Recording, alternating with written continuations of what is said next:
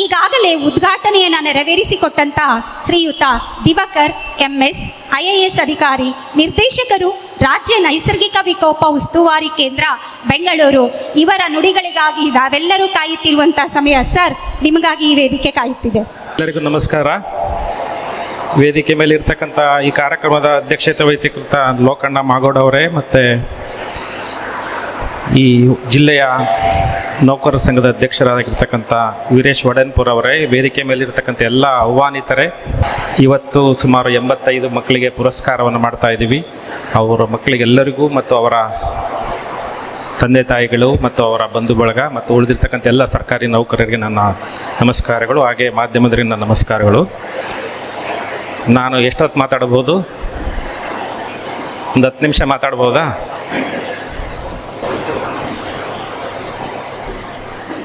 ನಾನು ಈ 2 ವಾರ ಇರಲಿಲ್ಲ. ನಾನು ಚೆನ್ನೈನಲ್ಲಿ ಒಂದು 4-5 ದಿವಸ ಯಾವುದೋ ಒಂದು ಪ್ರೋಗ್ರಾಮ್ಗೆ ಹೋಗಿದ್ದೆ. ಅದಾದ ನಂತರ ದೆಹಲಿನಲ್ಲಿದ್ದೆ. ನಿನ್ನೆ ಬಂದೆ. ನನಗೆ ನಮ್ಮ ಸಹೋದರ ಯೋಗೇಶ್ವರಯ್ಯ ಫೋನ್ ಮಾಡಿ ಹಿಂಗೆ ಒಡೆನ್ ಪೂರಕ್ ಮತ್ತು ಇವರು ಕರೀತಾ ಇದ್ದಾರೆ, ನಮ್ಮ ಅಧ್ಯಕ್ಷರು ಲೋಕಣ್ಣ ಅವರು, ಬನ್ನಿ, ಯಾಕೆ ವೀರಶೈವ ನೌಕರರ ಮಕ್ಕಳಿಗೆ ನಾವು ಸನ್ಮಾನ ಮಾಡ್ತೀವಿ ಅಂತ, ಪ್ರತಿಭಾ ಪುರಸ್ಕಾರ ಮಾಡ್ತೀವಿ ಅಂತ. ಅದಾದಮೇಲೆ ನಮ್ಮ ತಿಪ್ಪೇಸ್ವಾಮಿ ಅವರು, ಸರ್ ಸ್ವಲ್ಪ ನೀವು ಮೋಟಿವೇಶನಲ್ ಸ್ಪೀಚ್ ಮಾಡಬೇಕು ಅಂತ ಹೇಳಿದ್ರು. ಇನ್ಸ್ಪಿರೇಷನಲ್ ಸ್ಪೀಚ್ ಮಾಡ್ಬೇಕಂತ ಏನೋ ಮೆಸೇಜ್ ಹಾಕಿದ್ರು.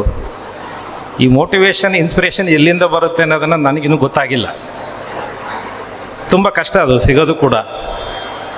ಹಾಗೆ ನಾನು ಹೇಳಿದ್ದೆ ಸಾಧ್ಯವಾದರೆ ಬರ್ತೇನೆ ಅಂತ. ನಿನ್ನೆ ಸಂಜೆ ಗೊತ್ತಾಯಿತು. ನಾನು ಸ್ವಲ್ಪ ಕಂಪೇರಿಟಿವ್ಲಿ ಫ್ರೀ ಇದ್ದೀನಿ ಅಂತೇಳಿ ಇಬ್ಬರಿಗೂ ಮೆಸೇಜ್ ಹಾಕಿದೆ, ನಮ್ಮ ಸಹೋದರ ಯೋಗೇಶ್ವರಯ್ಯಗೆ ಮತ್ತು ತಿಪ್ಪೇಸ್ವಾಮಿಗೆ ಬರ್ತೀನಿ ಅಂತೇಳಿ. ಮೊದಲನೇದಾಗಿ ನಾನು ಪ್ರತಿಭೆ ಅಂದರೆ ರೆಸ್ಪೆಕ್ಟ್ ಕೊಡ್ತೀನಿ. ಮೊದಲನೇ ಮೆರಿಟ್, ಐ ರೆಸ್ಪೆಕ್ಟ್ ಮೆರಿಟ್. ಯಾಕಂದರೆ ನಾನು ಮೆರಿಟ್ ಸ್ಟೂಡೆಂಟು. ಯಾವುದೇ ಸಮಾಜದವ್ರು ಕರಲಿ, ನಾನು ಮೆರಿಟ್ ಸ್ಟೂಡೆಂಟ್ ಇದ್ದರೆ ಸಹಜವಾಗಿ ಹೋಗ್ತೀನಿ. ಅವರು 10 ಮಕ್ಕಳಿರಲಿ, 5 ಮಕ್ಕಳಿರಲಿ. ನಾನು ಜಿಲ್ಲಾಧಿಕಾರಿ ಇದ್ದಾಗ ಯಾರಾದರೂ ಅತ್ಯುತ್ತಮ ಮೆರಿಟ್ ಬಂದರೆ ನಾನು ಅವ್ರ ಮನೆಗೆ ಹೋಗಿ ಅವ್ರಿಗೆ ಸನ್ಮಾನ ಮಾಡೋದು, ಮತ್ತು ಆ ಶಾಲೆಯಿಂದ ನಮ್ಮ ಕಚೇರಿ ಕರ್ಕೊಂಬಂದು ಅವ್ರಿಗೆ ಸನ್ಮಾನ ಮಾಡ್ತಾಯಿದ್ವಿ. ಯಾಕೆಂದರೆ ಆ ಮೆರಿಟ್ ಸ್ಟೂಡೆಂಟನ್ನು ಗೌರವ ಕೊಡಬೇಕು. ನನಗೆ ಒಂದು ಸನ್ಮಾನ ಸಿಕ್ಕಿಲ್ಲ ಯಾವಾಗಲೂ. ನಾನು 10th ಸಿಕ್ಕಿಲ್ಲ, 12th ಸಿಕ್ಕಿಲ್ಲ, ನನ್ನ ಗ್ರ್ಯಾಜುಯೇಷನಲ್ಲಿ ಸಿಕ್ಕಿಲ್ಲ, ಪೋಸ್ಟ್ ಗ್ರ್ಯಾಜುಯೇಷನಲ್ಲಿ ಸಿಕ್ಕಿಲ್ಲ. ನಮ್ಮ ತಿಪ್ಪೇಸ್ವಾಮಿ ಹೇಳಿದಾಗ ನಾನು ಗೋಲ್ಡ್ ಮೆಡಲಿಸ್ಟು. ನನ್ನ ಮೆರಿಟ್ ಇನ್ನೂ ಬ್ರೇಕ್ ಆಗಿಲ್ಲ. ಆಲ್ಮೋಸ್ಟ್ 20-25 ವರ್ಷ ಆಯಿತು, ಇನ್ನೂ ಯಾರೂ ಬ್ರೇಕ್ ಮಾಡಿಲ್ಲ ಇವತ್ತಿನವರೆಗೂ. ಸೊ ಹಾಗಾಗಿ ನಾನು ಪ್ರತಿಭೆ ಅಂದ ತಕ್ಷಣ ಸಹಜವಾಗಿ ಫ್ರೀ ಟೈಮ್ ಮಾಡ್ಕೊಳ್ತೀನಿ. ಇನ್ನು 2ನೇದು ವೀರಶೈವ ಲಿಂಗಾಯತರ ನೌಕರರ ಪತ್ತೇನಿದೆ, ನಾನು ಇನ್ನೂ ಮೆಂಬರ್ ಆಗಿಲ್ಲ. ನನ್ನ ಬಂದು ಮೆಂಬರ್ ಮಾಡ್ಕೊಳ್ಳಿ ನಿಮ್ಮ ಸಂಘಕ್ಕೆ. 2ನೇದು, ನನಗೆ ಸ್ವಲ್ಪ ಜಾತಿ ಇದರಲ್ಲಿ ಸ್ವಲ್ಪ ನನಗೆ ಅಂಥ ನಂಬಿಕೆ ಇಲ್ಲ. ನಾನು ಸ್ವಲ್ಪ ಇದ್ದಂಗೆ ಮಾತಾಡ್ತೀನಿ, ನಿಮಗೆ ಗೊತ್ತಿದೆ. ಯಾಕೆ ನಂಬಿಕೆ ಇಲ್ಲ ಅಂದರೆ, ಇದಿರಲಿಲ್ಲ ಮೊದಲಿಗೆ, ಈಗೆಲ್ಲ ಈ ರೀತಿ ಬಂದಿದೆ. ಇದರಲ್ಲೇ ಭಾಳ ಇದೆ. ಮತ್ತೆ ಫಿಲಿಪ್ಸು, ಸೋನಿ, BPL, ಜಾಗ್ವರ್, ಇದೇನಾಗ್ಬಿಟ್ಟಿದೆ, ನಿಮ್ಮ ಮನಸ್ಸನ್ನು ಭಾಳ ಕೆಡಿಸ್ತಾ ಇದೆ. ನಾನು ಬೆಳಗ್ಗೆ ಊರಿಗೆ ಹೋಗಿ ಬಂದೆ. ನಮ್ಮ ಮನೆಗೆ ಒಬ್ಬ ಬಂದಿದ್ದರು ಬೇರೆಯವರು, ಮಾತಾಡ್ತಾ ಹೇಳ್ತಾ ಇದ್ದೆ, ನಮಗೆಲ್ಲ ನಮ್ಮ ವಾಟ್ಸಪ್ ಗ್ರೂಪ್ ಇದೆ, ನಮ್ಮ ಸಬ್ ಕ್ಯಾಸ್ಟ್. ಬೆಳಗ್ಗೆ ಎದ್ದ ತಕ್ಷಣ ಆಗ್ತಾರೆ ನಾವು ಮೇಲು, ನೀವು ಮೇಲು, ಅವ್ರನ್ನ ನಮ್ಮ ಮನಸ್ಸಿನಲ್ಲಿ ಅವ್ರನ್ನ ದ್ವೇಷ ಮಾಡೋಕ್ಕೆ ಸ್ಟಾರ್ಟ್ ಮಾಡುತ್ತೆ. ನೀವು ಕ್ಲೋಸ್ ಫ್ರೆಂಡ್ ಇರ್ತೀರಿ ಇಲ್ಲೆಲ್ಲ, ಆ ಗ್ರೂಪ್ಸ್ ನಮ್ಮನ್ನು ಟೆಂಪ್ಟ್ ಮಾಡುತ್ತೆ, ಇವರು ಅವರು ಅಂತ. ಇದು ನನಗೆ ಯಾಕೆ, ಅದಕ್ಕೆ ನನಗೆ ಇಷ್ಟ ಆಗೋದಿಲ್ಲ. ಹಂಗಾಗಿ ನಾನು ಯಾವುದೇ ಜಾತಿ ಸಮಾರಂಭಗಳು ಕರೀಲಿ ನಾನು ಹೋಗ್ತೀನಿ, ನನಗೆ ತಿಳಿದದನ್ನು ಮಾತಾಡ್ತೀನಿ. ಇದ್ರ ಬಗ್ಗೆ ಯಾಕೆ ನಂಬಿಕೆ ಕಡಿಮೆ ಆಗಿದೆ ಅಂದರೆ, ನಾವು ಹಂಗಿಲ್ಲ. ನಾವು ಮಾತಾಡ್ತೀವಿ, ಇಲ್ಲಿ ಇರ್ಬೋದು ಒಂದೊಂದು ಉಪವರ್ಗಗಳಿಗೆ ಒಬ್ಬೊಬ್ಬ ಗುರುಗಳು, ಶ್ರೇಷ್ಠರು, ಸ್ವಾಮೀಜಿಗಳು ಇರ್ತಾರೆ. ಅವ್ರು ಯಾರು ಕೂಡ ಅವ್ರ ಮನಸ್ಸಲ್ಲಿ ಇರಲ್ಲ. ಇದು ನಮ್ಮ ಮನಸ್ಸಲ್ಲಿ ತುಂಬಿ ನಮ್ಮನ್ನೆಲ್ಲ ಕಲುಷಿತಗೊಳಿಸಿಬಿಟ್ಟಿದೆ ಅಂದ್ಕೊಳ್ತೀನಿ. ಅದು ಒಂದು 3-4 ಜಿಲ್ಲೆಯಲ್ಲಿ ತುಂಬ ಜಾಸ್ತಿ ಇದೆ. ಬೆಂಗಳೂರಲ್ಲಿಲ್ಲ. ಬಟ್ ನಾನೆಲ್ಲ ಧಾರವಾಡದಿಂದ, ಬೆಳಗಾವಿಯಿಂದ, ಬೆಂಗಳೂರಿಂದ, ಮೈಸೂರು ಎಲ್ಲ ಕಡೆ ಸುತ್ತಾಡ್ತಿದ್ದೀನಿ ನಾನು. ಈ ಕೂಪದಿಂದ ನಾವು ಹೊರಗೆ ಬರಬೇಕು ಫಸ್ಟ್. ಆವಾಗ ಈ ಸಂಸ್ಥೆಗೆ ಒಳ್ಳೆಯ ಗೌರವ ಬರುತ್ತೆ. ಅಧ್ಯಕ್ಷರೇ, ನೀವೆಲ್ಲ ಆ ಆ್ಯಂಗಲಲ್ಲಿ ಯೋಚನೆ ಮಾಡಿ. ಆಮೇಲೆ ಇದು ಸ್ಟ್ರೆಂತ್ ಆಗಬೇಕು ಅಂದರೆ ಒಂದು 8-9% ಇಂಟ್ರೆಸ್ಟ್ ಕೊಡೋದು ಸ್ಟಾರ್ಟ್ ಮಾಡಿ. ಇವ್ರು ಹೇಳ್ತಾ ಇದ್ರು, ಸರ್ 2,000 ಕೊಡ್ತಾ ಇದ್ದಾರೆ ಅಂತ. ಈಗ ನೀವೆಲ್ಲ ಬ್ಯಾಂಕ್ನಲ್ಲಿ ಇಡೋ ಬದಲು 1,00,000 ರೂಪಾಯಿನ ಕೊಡಿ. ನೀವು ಇಂಟ್ರೆಸ್ಟ್ ರೇಟಿಗೆ ನೀವು ಮಾರಿ. ತುಂಬ ಮಾರ್ಜಿನ್ ಇಟ್ಕೋಬೇಡಿ. ನಾವು ಈ ಸರ್ಕಾರದ ಯೋಜನೆಯಲ್ಲಿ ನಾವು NRLM ಅಲ್ಲಿ ಮಹಿಳೆಯರಿಗೆ ಕೊಡ್ತೀವಿ 6% ಹಂಗೆ ಕೊಡ್ತೀವಿ. ಅವರು ಸಣ್ಣ ಸಂಘಗಳಿಗೆ 9% ಕೊಡ್ತಾರೆ, 3% ಉಳಿಯುತ್ತೆ. ಹಂಗೆ ನೀವು 9% ಕೊಡಿ, ನಾನು ಸ್ವಲ್ಪ ಬ್ಯಾಂಕ್ ನೆಗೆಟಿವ್ ನಾನೊಂದು 2 ಲಕ್ಷ ಇಡ್ತೀನಿ. ಅಲ್ಲಿ ನನಗೆ 6% ಸಿಗ್ತಾ ಇದೆ, ಇಲ್ಲಿ 9% ಒಳ್ಳೇದಲ್ಲ. ಪ್ಲಸ್ ನೀವು ಕೊಡೋರಿಗೆ 11% 12% ಕೊಡಿ, ಮನೆಗಿನ ಕಟ್ಸ್ಕೊಂತಾರೆ, ಮಕ್ಕಳು ಮದುವೆ ಮಾಡ್ತಾರೆ, ಲಾಭ ಇಲ್ಲ, ಅನುಕೂಲ ಆಗಲಿ. ಸೊ ಅವಾಗ ನಿಮ್ಮದು ಒಂದು 5-6 ಕೋಟಿ ದುಡ್ಡು ಆಗುತ್ತೆ ನೋಡಿ. ಬೇಕಾದ್ರೆ ನೀವು ಸಾಲ ಕೊಡೋದು 1 ಲಕ್ಷ ಕೊಡ್ತೀರಿ, ಅವ್ರಿಗೆ ಉಪಯೋಗ ಆಗಲ್ಲ. ಅಟ್ಲೀಸ್ಟ್ ಒಂದು 10 ಲಕ್ಷ ಕೊಟ್ಟರೆ ಮನೆ ಕಟ್ಸ್ಕೊಳ್ತಾರೆ. ಬ್ಯಾಂಕಲ್ಲಿ 11% ಇದೆ ಅಥವಾ 10% ಇದೆ ಮನೆ ಕಟ್ಟಲಿಕ್ಕೆ, ಅಂದ್ರೆ 9% ಕೊಡಿ. ನಮಗೆ ಡಿಪಾಸಿಟರಿಗೆ 8% ಕೊಡಿ. ನಮಗೆ ಬ್ಯಾಂಕಲ್ಲಿ ಸಿಗೋದೇ 5-6%.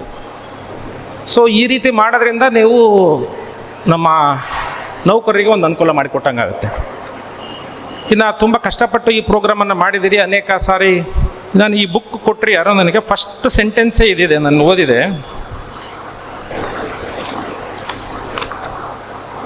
ಯಶಸ್ವಿಗೆ ಅನೇಕ ತಂದೆಯರಿರುತ್ತಾರೆ ಎಂಬ ಜನಪ್ರಿಯ ಗಾದೆ ಇದೆ. ಅದಕ್ಕೆ ನಾನು ಸೋಲು ಎಂಬುದು ಒಬ್ಬ ಅನಾಥ ಕೂಸು ಅಂತಾರೆ. ಕರೆಕ್ಟಾ? ಯಶಸ್ವಿಗೆ ಅನೇಕ ತಂದೆ ತಾಯಿರಿದ್ದಾರೆ ಅಂತ ಕರೆಕ್ಟ್ ಅಂದ್ರೆ ಕೈ ಎತ್ತಿ. ಯಶಸ್ಸಿಗೆ ಅನೇಕ ಜನ ತಂದೆಯರಿದ್ದಾರೆ, ಸೋಲಿಗೆ ಯಾರು ಇಲ್ಲ ಅಂತಾರೆ. ಹೌದಾ? ಗೊಂದಲದಲ್ಲಿದ್ದೀರಿ, ನಾನು ಹೇಳ್ಬಿಡ್ತೀನಿ, ನೀವು ಮತ್ತೆ ಯಾಕೆ ಸುಮ್ಮನೆ. ಆ್ಯಕ್ಚುಲಿ ಯಶಸ್ಸಿಗೆ ಅನೇಕ ತಂದೆ ತಾಯಿ ಇಲ್ಲ, ಇಬ್ಬರೇ ತಂದೆ ತಾಯಿ ಇರೋದು, ಒಬ್ಬ ತಾಯಿ ಮತ್ತು ತಂದೆ. ಯಾಕೆ ಅಂತ ಹೇಳ್ತೀನಿ ನಾನು. ಇವತ್ತು ನೀವೆಲ್ಲ ಕರ್ಕೊಂಬಂದಿದ್ದೀರಿ ನಿಮ್ಮ ಮಕ್ಕಳನ್ನ.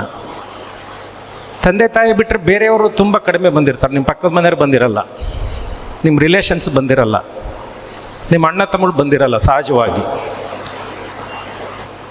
ಸಾಂತ್ವನದಲ್ಲಿ ಎಲ್ಲರೂ ಬರ್ತಾರೆ, ಕಷ್ಟದಲ್ಲಿ ಎಲ್ಲ ಬರ್ತಾರೆ. ನಿಮ್ಮನ್ನು ಮಾತಾಡಿಸ್ತಾ ಇದ್ದರು, ದ್ವೇಷ ಮಾಡ್ತಿದ್ದರು, ಎಲ್ಲ ಬಂದು ಸಾಂತ್ವನ ಹೇಳ್ತಾರೆ. ಅಯ್ಯೋ ಕಾಲು ಮುರ್ಕೊಂಬಿಟ್ರಾ, ಅಯ್ಯೋ ನಿಮ್ಮ ಮಗಳು ಯಾಕೋ ಬಿಟ್ಟು ಬಂದೇಳಂತ, ಹೌದಾ ಮನೆನಾ, ಅಯ್ಯೋ ಮಗ ಏನೋ ಡೈವರ್ಸ್ ತೊಗೊತಾ ಇದ್ದಾನೆ ಅಂತ, ಹೌದಾ, ಅಯ್ಯೋ ಮನೆ ವರ್ಕ್ ಫ್ರಮ್ ಹೋಮ್ ಅಂತಾರೆ, ಏನು ಕೆಲಸ ಮಾಡ್ತಾ ಇಲ್ಲ ಅಂತ ಕೆಲಸ ಬಿಡಿಸಿದ್ರಂತ, ಹೌದಾ ನಿಮ್ಮ ಮಗುಗೆ ಅಂತ. ಅದೇ ನಿಮ್ಮ ಮಕ್ಳಿಗೆ ಏನಾದರೂ ಒಳ್ಳೆ ಕಂಪ್ನಿ ಸಿಕ್ಕರೆ, 10th ಪಾಸಾಗಿ ಹೈಯೆಸ್ಟ್ ಮಾರ್ಕ್ಸ್ ತೊಗೊಂಡ್ರೆ, PUC ಹೈಯೆಸ್ಟ್ ಮಾರ್ಕ್ಸ್ ತೊಗೊಂಡ್ರೆ ಕೇಳೋದೇ ಇಲ್ಲ, ಅವ್ರಿಗೆ ಗೊತ್ತಾಗಿರುತ್ತೆ. ಸುಮ್ಮನೆ ಯಾಕಪ್ಪ ಕೇಳೋದು ಅಂತೇಳಿ. ಅದೇ ಫೇಲ್ ಆಗಿದ್ರೆ ಈ ಮಗಳದ್ದು ಎಷ್ಟು ಪರ್ಸೆಂಟೇಜ್ ಬಂತ್ರಿ ಅಂತ ಕೇಳ್ತಾರೆ. ಹಾಗಾಗಿ ಯಶಸ್ಸಿಗೆ ತಂದೆ ತಾಯಿ ಇಬ್ಬರೇ ಇರೋದು, ತಿಳ್ಕೊಳ್ಳಿ, ಬೇರೆಯವ್ರು ಇರಲ್ಲ. ಸೋಲಿಗೆ ಎಲ್ಲರೂ ಬರ್ತಾರೆ. ನೀವು ಆಕ್ಸಿಡೆಂಟಾಗಿ ಕಾಲು ಮುರ್ಕೊಳ್ಳಿ, ನಿಮ್ಮನ್ನು ಮಾತಾಡಿಸ್ತಾ ಇದ್ದವರು, ನಿಮ್ಮ ರಿಲೇಷನ್ ದೂರದವ್ರು ಎಲ್ಲ ಫೋನ್ ಮಾಡಿ, ಅಯ್ಯೋ ಕಾಲು ಮುರ್ಕೊಂಬಿಟ್ರಿ ಅಂದರೆ ಕಾಲು ಮುರ್ಕೊಂಬಿಟ್ರಿ ಅಂತೆ. ನೀವೇನು ತಿಳ್ಕೊಂಡಿರಿ? ಕಷ್ಟ ಕಾಲದಲ್ಲಿ ಬಂದಂಥವರು ನಿಜವಾದ ಸ್ನೇಹಿತರು, ನಿಜವಾದ ರಿಲೇಷನ್ ಅಂತಾರೆ ಇರ್ಬೋದು. ಬಟ್ ಸುಖದ ಸಂಪತ್ತಿನಲ್ಲಿ ಬಂದು ಆರೈಸ್ತಾರಲ್ಲ, ಅವರೇ ಶ್ರೇಷ್ಠ ನಿಮ್ಮ ಸ್ನೇಹಿತರು ಅಂತ ನಾನಂತ. ಶ್ರೇಷ್ಠರು ಅವರು. ಯಾಕೆಂದರೆ ಇನ್ನೊಬ್ಬರ ಸುಖವನ್ನು, ಇನ್ನೊಬ್ಬರ ಯಶಸ್ಸನ್ನು ಅಷ್ಟು ಸುಲಭವಾಗಿ ನಮ್ಮ ಮನಸ್ಸು ಒಪ್ಪೋದಿಲ್ಲ.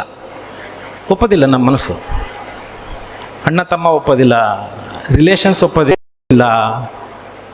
ಯಶಸ್ಸಂದ್ರೆ ನೀವು ಮನೆ ಕಟ್ಸೋದಿರ್ಬೋದು, ಅಥವಾ ನಿಮ್ಮ ಮಕ್ಕಳು ಮದುವೆ ಮಾಡೋದಿರ್ಬೋದು ಒಳ್ಳೆ ಕುಟುಂಬಕ್ಕೆ, ಇದನ್ನು ಒಪ್ಪಲ್ಲ. ಹಾಗಾಗಿ ಯಶಸ್ಸು ಭಾಳ ತುಂಬ ಸಂತೋಷ ಪಡೋರು ಯಾರು? ತಂದೆ ತಾಯಿ. ಅದಕ್ಕೆ ಇಲ್ಲಿ ಯಾರು ಮಕ್ಕಳೆಲ್ಲ ಬಂದಿದ್ದೀರಿ ಇವತ್ತು ಈ ಯಶಸ್ಸನ್ನು ಅವರಿಬ್ಬರಿಗೆ ಖುಷಿ, ಎಷ್ಟು ಖುಷಿಯಾಗಿದೆ ಅಂದರೆ ಅವ್ರಿಗೆ, ನನ್ನ ಮಗ ಏನೋ ಒಂದು ಸಮಾಜದಲ್ಲಿ ಹೆಸರು ತರಂಗ ಮಾಡಿದರು, ಇವತ್ತು ನಾವು ಸ್ಟೇಜ್ ಮೇಲೆ ಹೋಗಿ ಆ ಮಕ್ಕಳಿಗೆ ಒಂದು ಸನ್ಮಾನ ಕೊಡಿಸ್ತೀವಿ. ಈ ಸನ್ಮಾನದಿಂದ ನಿಮಗೇನು ಪ್ರೇರಣೆ ಆಗುತ್ತೆ ಅಷ್ಟೇ. ಪ್ರತಿಭೆಯನ್ನು ನಾವು ಟ್ರಿಗರ್ ಮಾಡಬೇಕು. ಅದಕ್ಕೆ ನಮ್ಮ ಅಧ್ಯಕ್ಷರು ಒಳ್ಳೆ ಕೆಲಸ ಮಾಡಿದ್ದಾರೆ. ನಮ್ಮ ಸಿಸ್ಟರ್ ಹೇಳ್ತಾ ಇದ್ಲು, ನಮ್ಮ ಅಕ್ಕ ಇಲ್ಲೇ ಇದ್ದಾಳೆ, ಕರೆದೆ ಬಾ ಹೋಗೋಣ ಅಂತೇಳಿ. ಅವಳು ಮೊಮ್ಮಕ್ಕಳು ಹುಚ್ಚಲ್ಲಿದ್ದಾಳೆ, ಅದು ಒಂದೊಂದು ಹುಚ್ಚಲ್ಲ. ಈಗ ನಿಮಗೆ ಹಂಗೆ 10th PUC ಹುಚ್ಚು ಮಕ್ಕಳದು, ಆಮೇಲೆ ಕೆಲಸದ ಹುಚ್ಚು, ಆಮೇಲೆ ಮದುವೆ ಹುಚ್ಚು, ಆಮೇಲೆ ಆ ಮೊಮ್ಮಕ್ಕಳು ಹುಚ್ಚು, ಕೊನೆಗೆಲ್ಲ ಹುಚ್ಚು ಮುಗಿದ ಮೇಲೆ ಗಂಡ ಹೆಂಡ್ತಿ ಇಬ್ಬರದೇ ಹುಚ್ಚು ಹಿಡಿಯುತ್ತೆ ಕೊನೆಗೆ. ಮತ್ತು ಅದು ಸರಿ, ಅದೇ ಫೈನಲ್ ಕೊನೆ ಹುಚ್ಚು, ಗಂಡ ಹೆಂಡ್ತಿ ಗಂಡ. ಅವಳು ಹೇಳ್ತಾ ಇದ್ಲು, ನನ್ನ ಮಕ್ಕಳು ಇಬ್ಬರು 92, 95 ಬಂದಿದ್ರು, ಅವಾಗ ಯಾರು ಕೊಡಲೇ ಇಲ್ಲ, ವೀರಶೈವ ಸಮಾಜದವರು ಈಗ ಕೊಡ್ತಾ ಇದ್ದಾರೆ, ಅವಾಗ ಕೊಟ್ಟಿದ್ರಿ ಅಂತೇಳಿ. ಅದಕ್ಕೆ ನಾನು ಹೇಳ್ತಾ ಇದ್ದೇನೆ ಇವತ್ತಿನ ಎಷ್ಟು ಇಂಪಾರ್ಟೆನ್ಸ್ ಇದೆ ಅಂತ. ನನ್ನ ಕಾಲದಲ್ಲಿ ಕೊಟ್ಟಿಲ್ಲ, ತುಂಬ ವರ್ಷ ಆಯಿತು. ನನ್ನ ಸಿಸ್ಟರ್ ಬೆಳಗ್ಗೆ ಅಂದ್ಲು, ನನ್ನ ಮಕ್ಕಳು ಬಂದರು ನನಗೆ ಕೊಡಲಿ, ಅವರು ಟೀಚರು. ಅಂದರೆ ಅಟ್ಲೀಸ್ಟ್ ನೀವು ಇವತ್ತು ಒಂದು 2-3 ವರ್ಷದಿಂದ ಸ್ಟಾರ್ಟ್ ಮಾಡಿದಿರಿ ಅಂತ ಅಂದ್ಕೊಳ್ತೀನಿ, 5 ವರ್ಷದಿಂದ. ಇದನ್ನು ಯಾವತ್ತೂ ಬಿಡಬೇಡಿ. ಇದರಿಂದ ಏನು ಭಾಳ ನಿಮಗೇನು ಆಗಲ್ಲ. ಪ್ರತಿ ವರ್ಷ ಸಾಧ್ಯವಾದ್ರೆ ನಾನು ಬರ್ತೀನಿ, ಎಲ್ಲಿದ್ರು ಏನು ತೊಂದರೆ ಇಲ್ಲ. ಇಷ್ಟೇ ಉದ್ದೇಶ, ಇಷ್ಟೇ. ದಾವಣಗೆರೆ ಜನ ಸೇರಬೇಕು, ಎಲ್ಲಾದರೂ ಒಂದು ಕಡೆ ಹೋಗಬೇಕು. ನಿಮಗೆ ಹೇಳ್ತೀನಿ ನಿಜ, ನಾನು ಇಲ್ಲೆಲ್ಲರೂ ಇಂಜಿನಿಯರಿಂಗು ಡಾಕ್ಟ್ರು ಎರಡೇ ಜಾಸ್ತಿ ಜನ. ನಾನು ವಿಧಾನಸೌಧದಲ್ಲಿ MS ಬಿಲ್ಡಿಂಗಲ್ಲಿ ಎಲ್ಲ ಕೆಲಸ ಮಾಡೋರು ನನಗೆ ಮಾತಾಡ್ತಾರಲ್ಲ, ಮೆಜಾರಿಟಿ ಧಾರವಾಡ, ಬೀದರ್, ಗುಲ್ಬರ್ಗ, ರಾಯಚೂರು. ದಾವಣಗೆರೆಯವ್ರು ಒಬ್ಬರು ಸಿಗೋದಿಲ್ಲ. ಅಟ್ಲೀಸ್ಟ್ ದಾವಣಗೆರೆ ಅಂದರೆ ನಮಗೆ ಖುಷಿನಲ್ಲ, ಸಿಗೋದೇ ಇಲ್ಲ. ನಿಮಗೆ ಎಲ್ಲಿ ಸಿಗ್ತಾರೆ? ಫಾರಿನಲ್ಲಿ ಇಂಜಿನಿಯರ್ ಆಗಿದ್ದಾರೆ, ಡಾಕ್ಟ್ರ್ ಆಗಿದ್ದಾರೆ, ಕೆಲವರೆಲ್ಲ ಮೇಸ್ಟ್ರಾಗಿ ಇಲ್ಲೇ ಸೆಟ್ಲ್ ಆಗಿದ್ದಾರೆ. ಈ ನಮ್ಮ ತಿಪ್ಪೇಸ್ವಾಮಿ ಅಂತಾರೆ ದಾವಣಗೆರೆ ಬಿಟ್ಟು ಹೋಗೋಂಗಿಲ್ಲ. ದಾವಣಗೆರೆನೇ ಫಾರಿನ್, ಲಂಡನ್ ನಮ್ಮ ತಿಪ್ಪೇಸ್ವಾಮಿಗೆ. ಹೇಳ್ತೀನಿ ಬಾ ನೀನು ಹೊರಗಡೆ ಅಂತೇಳಿ. ಅಂದರೆ ನಾವು ಹೊರಗಡೆಯನ್ನು ಕಾಂಪಿಟೇಟಿವ್ ಎಕ್ಸಾಮ್ ಕಡೆ ತುಂಬ ಕಡಿಮೆ ಇದೆ ಅಧ್ಯಕ್ಷರೇ. ನೀವು ಕಾಂಪಿಟೇಟಿವ್ ಎಕ್ಸಾಮ್ಗೆ ಏನಾದರೂ ಸೆಂಟ್ರ್ಗಳನ್ನು ಇಲ್ಲಿ ಆಗಬೇಕು. ನೀವು ಧಾರವಾಡ ಹೋಗಿ, ಬಿಜಾಪುರ ಹೋಗಿ, ಬಾಗಲಕೋಟೆ ಹೋಗಿ, ಲೈನಿಗೆ ಬಾರ್ ಇದ್ದಂಗೆ ನಿಮ್ಮ ಸೆಂಟ್ರ್ ಇದೆ. ನಮ್ಮ ದಾವಣಗೆರೆಯಲ್ಲಿ ಬಾರ್ಗಳಿದೆ. ಅದು ಪಾಪ ನೀವು ಯಾರು ಹೋಗೋದಿಲ್ಲ, ಹೋಗೋರಿಗಾರ ಬೇಕಲ್ಲ ಬಾರು. ಹಾಗಾಗಿ ಇಲ್ಲಿ ಒಂದು ಟ್ರೈನಿಂಗ್ ಸೆಂಟ್ರ್ಗಳು ಆಗಬೇಕು. ಇಲ್ಲದೇ ಇದ್ದರೆ ನಾನು ನೋಡಿದ್ನಲ್ಲಿ ಕಾಂಪಿಟೇಟಿವ್ ಎಕ್ಸಾಮಲ್ಲಿ ತುಂಬ ಕಡಿಮೆ, ನನ್ನ ಅಬ್ಸರ್ವೇಷನ್ಸ್, ನನ್ನ ರಾಂಗ್ ಇದೀನೋ ಗೊತ್ತಿಲ್ಲ. ಆಮೇಲೆ ಬರೀ KS IAS ಎರಡೇ ಅಲ್ಲ ಕಾಂಪಿಟೇಟಿವ್ ಎಕ್ಸಾಮ್ ಅಂದರೆ. FDA ಕಾಂಪಿಟೇಟಿವ್ ಎಕ್ಸಾಮ್ ಇರುತ್ತೆ, ಸೆಕ್ರೆಟ್ರಿಯೇಟಲ್ಲಿ ಅನೇಕ ಹುದ್ದೆಗಳಿಗೆ ಕಾಂಪಿಟೇಷನ್ ಇರುತ್ತೆ, ಅನೇಕ ಸೈಂಟಿಸ್ಟ್ ಹುದ್ದೆಗಳಿಗೆ IISc, IIT ಸೈಂಟಿಸ್ಟ್ ಹುದ್ದೆಗಳಲ್ಲಿ ಕಾಂಪಿಟೇಷನ್ ಎಕ್ಸಾಮ್ ಇರುತ್ತೆ. ನಾವು ಎಲ್ಲ ಮರೆತು ಬಿಟ್ಬಿಟ್ಟಿದ್ದೀವಿ. ಬರೀ ನಮಗೆ PUC ಅಂದ ತಕ್ಷಣ ಸೈನ್ಸು, ಅದಾದಮೇಲೆ ನೀಟು ಮಾಡಿಸೋಣ. ನೀಟ್ ಎಷ್ಟು ಜನ ಸಿಗುತ್ತೆ? ನೀಟ್ ಡಾಕ್ಟರ್ಸು ಎಷ್ಟು ಜನ BE ಮಾಡಿದಾರೆ ಇವತ್ತು ನಮ್ಮ ಹತ್ರ ಕೆಲಸಕ್ಕೆ ಬರ್ತಾ ಇದ್ದಾರೆ. ನಾನು ಇಲ್ಲಿ ಭಾಷಣ ಮಾಡೋದು ತುಂಬ ಈಜಿ. ಈಗ ನನ್ನ ಮಗಳು PUC ಸೈನ್ಸ್ ಮಾಡಿಸಿದೆ ನಾನು. ನೀವೆಲ್ಲ ಹೇಳ್ತಿರಲ್ಲ ತಂದೆ ತಾಯಿಗಳು ಒಳ್ಳೆ ನಿರ್ಧಾರ ತೊಗೋಬೇಕು ಅಂತ. ನನ್ನ ಮಗಳದ್ದು ನಾನು ಸೈನ್ಸ್ ಮಾಡಿಸಿದೆ. ಆಮೇಲೆ ನಾನು ಕೇಳಿದೆ ಏನು ಮಾಡ್ತೀಯ ಅಂತ. ನನಗೆ RV ಕಾಲೇಜ್, ನಿಮಗೆ ಗೊತ್ತಿದೆ ನನಗೆ ಕಾಂಟ್ಯಾಕ್ಟ್ಸ್ ಇರುತ್ತೆ, ಯಾವ ಕಾಲೇಜ್ ಬೇಕಾದರೂ ಮೆಡಿಕಲ್ಲು ಬೇಕಾದ್ರೆ ಇಂಜಿನಿಯರಿಂಗ್ ಸೇರಿಸ್ಬೋದು. ನಾನು ಎರಡೂ ಮಾಡೋದಿಲ್ಲ ಅಂತ ನನ್ನ ಮಗಳು. ಮೆಡಿಕಲ್ಲು ಮಾಡಲ್ಲ, 9-10 ವರ್ಷ ನಾನೇ ಯಾಕಲ್ಲಿ ಮಾಡಬೇಕು, ಇಂಜಿನಿಯರಿಂಗ್ ಅಂತೂ ಮಾಡೋದೇ ಇಲ್ಲ ಅಂತ ಏನು ಮಾಡ್ತೀನಿ, ನಾನು ಯಾವ್ದಾದ್ರು BBA ಮಾಡ್ತೀನಿ. RV ಕಾಲೇಜಲ್ಲಿ BBA ಮಾಡ್ತಾ ಇದ್ದಾಳೆ. ಹೀಗೆ ಹೇಳ್ತಾಳೆ, ನೀವು ಸುಮ್ಮನೆ ಸೈನ್ಸ್ ಸೇರಿಸಿದ್ರಿ, ನನ್ನ ಕಾಮರ್ಸ್ ಸೇರಿಸಿದ್ರೆ ನನಗೆ BBA ಅನುಕೂಲ ಆಗ್ತಾಯಿತ್ತು, ನಾನು ತುಂಬ ಕಷ್ಟಪಡ್ತಾಯಿದ್ದೀನಿ ಇಲ್ಲಿ ಅಂತ. ಅರ್ಥ ಆಯ್ತಾ? ಒಬ್ಬ ನಾನು IAS ಅಧಿಕಾರಿ, ಜಿಲ್ಲಾಧಿಕಾರಿಯಾಗಿದ್ದನು, ನಾನೇ ಇವತ್ತು ಡಿಸಿಷನ್ ತೊಗೊಳೋದ್ರಲ್ಲಿ ಎಡುತ್ತಾ ಇದ್ದೀನಿ. ಇನ್ನು ನಿಮ್ಮ ಪಾಡ್ರೇನು? ನಾವು ನಿಮ್ಮ ಮಕ್ಕಳು ನಿಮ್ಮ ಮಾತು ಕೇಳ್ತಾವ? ಇವನ್ನೆಲ್ಲ ಯೋಚನೆ ಮಾಡಬೇಕಾಗತ್ತೆ. ಭಾಳ ಈಸಿಯಾಗಿ ನಾವು ಹೇಳ್ಬಿಡೋದು, ನೀವು ಹೇಳ್ದಂಗೆ ಕೇಳಿ ಎಲ್ಲಿ ಮಕ್ಕಳು ಕೇಳ್ತವೆ? 1 ವರ್ಷ ಹೆಂಡ್ತಿ ನಮ್ಮ ಮಾತು ಕೇಳೋದು ಮದುವೆ ಆದಾಗ, ಆಮೇಲೆ ನಮ್ಮದೇ ಮಾತು ಕೇಳೋದು ಬಿಡಿ. ಹಾಗಾಗಿ ಈ ಶಿಕ್ಷಣ ಅನ್ನೋದು ಒಂದು ಹುಚ್ಚುತನ ಇಟ್ಕೋಬಾರ್ದು. ನಾವು ಅದನ್ನು ನಾವು ಒಂದು ನಮ್ಮ ಯಶಸ್ಸಿಗೆ ಮಾರ್ಗ ಯಾವುದೇ ರೀತಿ ಬರುತ್ತೆ ಅನ್ನೋದನ್ನು ನಿಮಗೆ ಅನೇಕ ಕಡೆ ಮಕ್ಕಳಿಗೆಲ್ಲ ಗೊತ್ತಾಗಿರುತ್ತೆ. ನೀವು ಯಶಸ್ಸನ್ನು ಇವತ್ತು ಮಕ್ಕಳಿಗೆ ಕಂಡುಕೊಂಡಿದ್ದೀರಿ. 10th ಕೇಳಿ, ಅವ್ರು PUC ಓದ್ತಾರೋ, ಸೈನ್ಸ್ ಓದ್ತಾರೋ, ಅಥವಾ ಆರ್ಟ್ಸ್ ಓದ್ತಾರೋ, ಕಾಮರ್ಸ್ ಓದ್ತಾರೋ ಅವ್ರು ಕೇಳಿ. ಆಮೇಲೆ ಮಕ್ಕಳು ನಮಗಿಂತ ಇವತ್ತು ಬುದ್ಧಿವಂತರಿದ್ದಾರೆ. ನನಗೆ ಒಡನ್ಪುರ ಅವ್ರು ಹೇಳ್ತಾಯಿದ್ರು, ಮಧ್ಯಮ ವರ್ಗದಿಂದ ಬಂದಿರ್ತಕ್ಕಂಥ ಸಾಹೇಬರು. ನಮ್ಮ ಮಧ್ಯಮ ವರ್ಗ ಅಲ್ಲ, ಶ್ರೀಮಂತ ಫ್ಯಾಮಿಲಿ ನಂದು. ನಮ್ಮ ತಂದೆ ಟೀಚರ್ ರೀ, ಅತಿ ಶ್ರೀಮಂತರು, ದೊಡ್ಡ ಶ್ರೀಮಂತರು. ನಮ್ಮ ತಂದೆ ಶ್ರೀಮಂತರು. 100 ರೂಪಾಯಿ ಸಂಬಳ ಸ್ಟಾರ್ಟ್ ಆಗಿ ಕೊನೆಗೆ ರಿಟೈರ್ಡ್ ಆಗಬೇಕಾದ್ರೆ 6,000 ರೂಪಾಯಿ ಬೇಸಿಕ್ ಇತ್ತು. ರಿಟೈರ್ಡ್ ಆದಮೇಲೆ 20,000 ಪೆನ್ಷನ್ ಬಂತು. ಮತ್ತು ಶ್ರೀಮಂತ ನಾನು ಶ್ರೀಮಂತ ಆದಮೇಲೆ ನೀವೆಲ್ಲ ಆಗರ್ಭ ಶ್ರೀಮಂತರು, ಹೌದಾ? ನಿಮ್ಮವೆಲ್ಲ ಬೇಸಿಕ್ 40, 50, 60 ಸಾವಿರ ಹೋಗಿದೆ ಈಗ. ಹಾಗಾಗಿ ಒಡನ್ಪುರವ್ರು ನಮ್ಮ ತಂದೆ ಶ್ರೀಮಂತರು. ಅಗರ್ಭ ಅಲ್ಲ, ಅಗರ್ಭ ಇದು ನಾವೆಲ್ಲ ಈಗ ನಮ್ಮ ಬೇಸಿಕ್ ಜಾಸ್ತಿ ಮಾಡಿಸಿದ್ರಿ. 7th ಪೇ ಬಂದರೆ ಇನ್ನೂ ಜಾಸ್ತಿ ಆಗುತ್ತೆ. ಹಾಗಾಗಿ ನಾನು ಮಧ್ಯಮ ಕುಟುಂಬ ಅಂತ ಒಪ್ಪೋದಿಲ್ಲ. ನಾನು ಶ್ರೀಮಂತ ಫ್ಯಾಮಿಲಿ. ನಮ್ಮ ತಂದೆ ಟೀಚರ್ ಅಲ್ಲ. ಆವತ್ತಿನ ಕಾಲಕ್ಕೆ 100 ರೂಪಾಯಿ, ನಾನು 800-900 ರೂಪಾಯಿ SBI ಬ್ಯಾಂಕಲ್ಲಿ ನಾನು ಸ್ಯಾಲ್ರಿ ಬಿಡಿಸ್ತಾ ಇದ್ದೆ. ನಾನು 5-6ನೇ ಕ್ಲಾಸ್ ಇದ್ದಾಗ ನಮ್ಮ ತಂದೆ ನನ್ನ ಕಳಿಸೋರು ಕಶೋ ಕಟಾಕಿಸಿದ್ರಗಡೆ SBI ಬ್ಯಾಂಕು. ಹೊರಗಡೆ ಸೆಕ್ಯೂರಿಟಿ ಬರಬೇಕಾದ್ರೆ ಯಾರು ನೀನು ನನ್ನ ಇಷ್ಟೇ ಹುಡುಗ ನಾನು. ಅಂದರೆ ನಮ್ಮ ತಂದೆ ನನ್ನನ್ನು ವ್ಯವಹಾರಕ್ಕೆ ಬಿಡ್ತಾಯಿದ್ರು, ಕಲೀಲಿ ಅಂತ ಹೇಳಿ. ಸಾಲ ಕೊಟ್ಟರ ಮನೆಗೆ ಹೋಗಿ ಸಾಲ ಇಸ್ಕೊಂಬರ ಕೇಳೋರು. ಅವ್ರು ಏನು ಮಾತಾಡ್ತಾರೆಲ್ಲ ಕೇಳಿಬಿಟ್ಟಿದ್ದೀನಿ. ಹಾಗಾಗಿ ನಾನು ಅದಕ್ಕೆ ವಾಸ್ತವದಲ್ಲಿ ಬದುಕಿದ್ದೀನಿ. ನಾನು ಎಲ್ಲೂ ಹೋದ್ರೂ ಭ್ರಮೆನಲ್ಲಿ ಹೇಳೋದೇ ಅಲ್ಲ. ನಾನು ವಾಸ್ತವ ಇರೋದೇ ಬೇರೆ. ನಾವು ತಿಳ್ಕೊಂಡದೇ ಇದ್ದರೆ ಹುಚ್ಚಿನಲ್ಲಿ ಹೋಗ್ಬಿಡ್ತೀವಿ, ಏನೇನೋ ನಾವು ಗೊತ್ತಾಗದೇ ಇದ್ದ. ಕೊನೆಗೆ ನಿಮಗೆ ಅದು ಅರ್ಥ ಆಗೋದ್ರೊಳಗಡೆ ವಯಸ್ಸು ಮುಗಿದಿರುತ್ತೆ. ನೀವು ಎಂಜಾಯ್ ಮಾಡೋಕ್ಕಾಗಲ್ಲ ಲೈಫನ್ನು. ನಾನು ಯಾಕೆ ತುಂಬ ಎಂಜಾಯ್ ಮಾಡ್ತೀನಿ ನನ್ನ ಲೈಫನ್ನು ಅಂದರೆ ನಾನು ವಾಸ್ತವದಲ್ಲಿ ಇದ್ದೀನಿ. ನಾನು ಜಿಲ್ಲಾಧಿಕಾರಿ ಇದ್ದಾಗ ಹೇಳ್ತಾ ಇದ್ದೆ, ನಾನು ಸಂಜೆ ಆರ್ಡ್ರ್ ಬಂದರೆ ನಾಳೆ ನಾನು ಜಿಲ್ಲಾಧಿಕಾರಿ ಅಲ್ಲ. ಹಾಗಾಗಿ ಇವತ್ತು ನಾನು ಕೆಲಸ ಮಾಡಬೇಕು. 2 ವರ್ಷ 3 ತಿಂಗಳು 1 ದಿನ ರಜೆ ಹಾಕಿಲ್ಲ. ನಾನು ಜಿಲ್ಲಾಧಿಕಾರಿ 1 ದಿನ ರಜೆ ಹಾಕಿಲ್ಲ. ಸೆಕೆಂಡ್ ಸಾಟರ್ಡೆ ಸಂಡೇನೂ ನಾನು ಮನೆಗೆ ಇರ್ತಿರ್ಲಿಲ್ಲ. ಬೆಳಗ್ಗೆ ಸೈಕಲ್ ತೊಗೊಂಡು ಗ್ರಾಮಗಳಿಗೆ ಸಿಟಿಗೆ ಹೋಗ್ತಾ ಇದ್ದೆ. ಹಂಗಂತೇಳಿ ಯಾಕೆ ಹೋದ್ರೆ ಒಂದು ನನಗೆ ಎಕ್ಸಸೈಸ್ ಆಗುತ್ತೆ ಸೈಕಲ್ ಹೊಡೆದ್ರೆ. ಎರಡನೇದು ಅಲ್ಲಿ ನಾನು ಹೋದ ತಕ್ಷಣ ಕಸದ ಗಾಡಿ ಬರುತ್ತೆ, ನೀರು ಬಿಡ್ತಾರೆ. ಕೊನೆಗೆ ಅವರು ನಾನು ಹೋದ ತಕ್ಷಣ ಅವರು ಹೆಣ್ಮಕ್ಳು ಕೇಳ್ತಾ ಇದ್ದೆ, ನಾನು ಸೈಕಲಲ್ಲಿ ಹೋದರೆ ಹಿಂದೆ ಎಲ್ಲ ಗಾಡಿನಲ್ಲಿ ಬರೋದ್ರೊಳಗಡೆ ಎಲ್ಲ ಈ ತಿಕ್ತಾ ಇರ್ತಾರಲ್ಲ, ಮುಸುರೆ ತೊಳೆಯೋದು, ಬಟ್ಟೆ ತೊಳೆಯೋರು, ಏನಮ್ಮ ಎಷ್ಟು ದಿನಕ್ಕೆ ಒಂದ್ಸಲ ನೀರು ಬಿಡ್ತಾರೆ? ಅಯ್ಯೋ ಸರ್ 15 ದಿನಕ್ಕೆ ಒಂದ್ಸಲ ನೀರು ಬಿಡ್ತಿದ್ರು. ನಿನ್ನೆಯಿಂದ ಆಫೇ ಮಾಡೋಂಗಿಲ್ಲ ಸರ್ ನೀರು. ನನಗೆ ಇಂಜಿನಿಯರ್ ಏನು ಹೇಳಿರ್ತಾನೆ ಆಫೀಸಲ್ಲಿ, ಸರ್ 2 ದಿನ ಇಲ್ಲಾಂದ್ರೆ ಮ್ಯಾಕ್ಸಿಮಮ್ 3 ದಿನಕ್ಕೆ ಒಂದು ಬಿಡ್ತಾರೆ. ನನ್ನ ಆಫೀಸಿಗೆ ಬರೋಕ್ಕೆ ನಿಮಗೆ ಸಮಯ ಇರಲ್ಲ ಪಾಪ ಹೇಳಲಿಕ್ಕೆ, ಬಂದರೂ ಒಳಗೆ ಬರೋದು ಕಷ್ಟ ಆಗ್ಬೋದು. ನಾನೇ ಹೋಗ್ಬಿಟ್ರೆ, ನಾನು DC ಆಗಿ ಹೋಗಿ ಗನ್ಮೆನ್ ಜೊತೆ ಹೋದರೆ ಮಾತಾಡಲ್ಲ ಹೆಣ್ಮಕ್ಳು. ನಾನೇ ಹೋಗಿ ಸೈಕಲ್ ನಿಲ್ಲಿಸಿ, ಏನಮ್ಮ ಇಲ್ಲಿ ಕಸದ ಲಾರಿ ಎಷ್ಟು ಸಲ ಬರುತ್ತೆ? 1 ವಾರ ಆದ ಸರ್ ಬಂದೇ ಇಲ್ಲ, ಇಲ್ಲೇ ಹಾಕಿ ನೋಡು ಅನ್ನೋರು ಅವರು. ನಾನು DC ಅಂತ ಗೊತ್ತಿರಲ್ಲ. ಹೀಗಾಗಿ ನಾವು ಕಲೀಲಿಕ್ಕೆ ಹೋಗ್ಬೇಕಾಗತ್ತಷ್ಟೇ. ಎರಡನೇದು ಸೇವೆ ಇರ್ಬೋದು ನನಗೆ ಇಷ್ಟ ಬಂದರೆ, ಬಟ್ ಕಲಿಯೋದಿದೆಯಲ್ಲ ಇದು ಯಾವತ್ತೂ ಸಹಜ. ಮತ್ತು ನಾನು ಸ್ವಲ್ಪ ಹೋರಾಟಗಾರ, ನಾನು ಸುಮ್ಮನಾಗಲ್ಲ. ನಾನು BSc ಅಗ್ರಿ ಗೋಲ್ಡ್ ಮೆಡಲ್ ಆದರೂ ಬಿಡಲಿಲ್ಲ, MSc ಅಗ್ರಿ ಮತ್ತು ಆಮೇಲೆ ಮತ್ತೆ ಇಲಾಖೆಗೆ ಸೇರಿದೆ, ಅಲ್ಲೂ ಬಿಡಲಿಲ್ಲ, ಮತ್ತು IAS ಮತ್ತು CEO ಅಲ್ಲಿ ಬಿಡಲಿಲ್ಲ, ಮತ್ತು DC. ನಾನು ಸುಮ್ಮನೆ ಇರೋದಿಲ್ಲ. ಈಗಲೂ ನೀವು ಈ ಬುಕ್ಸ್ ಕೊಟ್ಟಿದ್ದೀರಲ್ಲ, 1 ಗಂಟೆ ಓದಿ, ನೀವೇನು ಕ್ವಶನ್ ಕೇಳಿರಿ ಹೇಳ್ತೀನಿ ನಾನು ಇದರಲ್ಲಿ. ಏನು ಕ್ವಶನ್ ಅಂತ ಕೇಳಿ, ಇದು ನನ್ನ ಕಾನ್ಫಿಡೆನ್ಸು. ನಾನು ಸುಮ್ಮನಾಗಿಲ್ಲ, ನನಗೆಲ್ಲ ಬಂದಿದೆ ಅನ್ಸೋ. ಯಾಕಂದ್ರೆ ಕೊನೆವರೆಗೂ ನಾವು ನೀವು ಅನ್ಬೋದು ಏನು ಬಿಡಿ ಸರ್ ಕೊನೆವರೆಗೂ ಹೋರಾಟ ಮಾಡಿದರೆ ಸುಖ ಇಲ್ಲಿ ಬಂತು ಅಂತೇಳಿ. ಹೋರಾಟದಲ್ಲಿ ಸುಖ ಇರೋದು. ಸುಮ್ಮನೆ ಕುಂತ್ರು ಸುಖ ಸಲ್ಲ ಅದು. ಸುಮ್ಮನೆ ಕುಂತ್ರೆ ನಿಮ್ಗೇನಾಗುತ್ತೆ, ಏನೇನೋ ಯೋಚನೆಗಳು.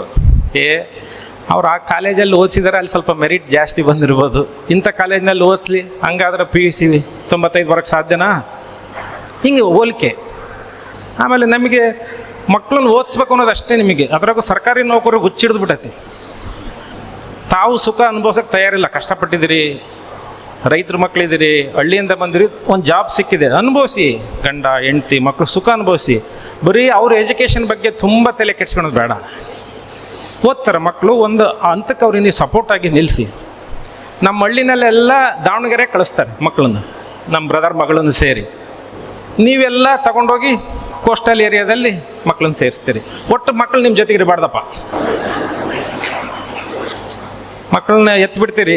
5ನೇ ವಯಸ್ಸಾಗೋವರೆಗೂ ನಿಮ್ಮ ಜೊತೆಗೆ ಇರ್ತಾವೆ ಮಕ್ಕಳು. ಆಮೇಲೆ ಮಕ್ಕಳು ಹಾಸ್ಟ್ಲಿಗೆ ಹಾಕ್ಬೇಕು, ಅವ್ರು ಹಂಗೆ ಓದ್ಬೇಕು. ಆಯ್ತು ಹೋಗಿ 10th hostel, PUC hostel, BE hostel. ಆಮೇಲೆ ಯಾರಿಗೆ ಒಬ್ಬರು ಮದುವೆ ಮಾಡಿ ಕೊಡ್ತೀರಿ, ಆ ಅಮ್ಮ ಹೋಗ್ಬಿಟ್ಲು ಬೆಂಗಳೂರು ಮತ್ತು ಫಾರಿನು. ನೀವು ಮಕ್ಕಳನ್ನು ಎತ್ತದ ಉದ್ದೇಶ ಏನು? ದೇವರು ನಮಗೆ ಆಶೀರ್ವಾದ ಮಾಡಿರ್ತಕ್ಕಂಥದ್ದು ಒಂದೊಂದು ವಯಸ್ಸಲ್ಲಿ ಒಂದೊಂದು ಅನುಭವಿಸ್ಬೇಕು ಅಂತ. ಓದೋ ವಯಸ್ಸಲ್ಲಿ ಓದಬೇಕು, ಮದುವೆ ಆದಮೇಲೆ ನಂತರ ಮಕ್ಕಳಾಗ್ತಾರೆ, ಅವ್ರ ಜೊತೆ ಎಂಜಾಯ್ ಮಾಡಬೇಕು. ಆಮೇಲೆ ವೃದ್ಧಾಪ್ಯ ವೇತನ ಬರೋವರೆಗೂ ಅನುಭವಿಸ್ಬೇಕು ಅಂತ ಇದೆ. ನಿಮಗೆ ಅನುಭವಿಸೋದು ಇಲ್ಲೇ ಇಲ್ಲ.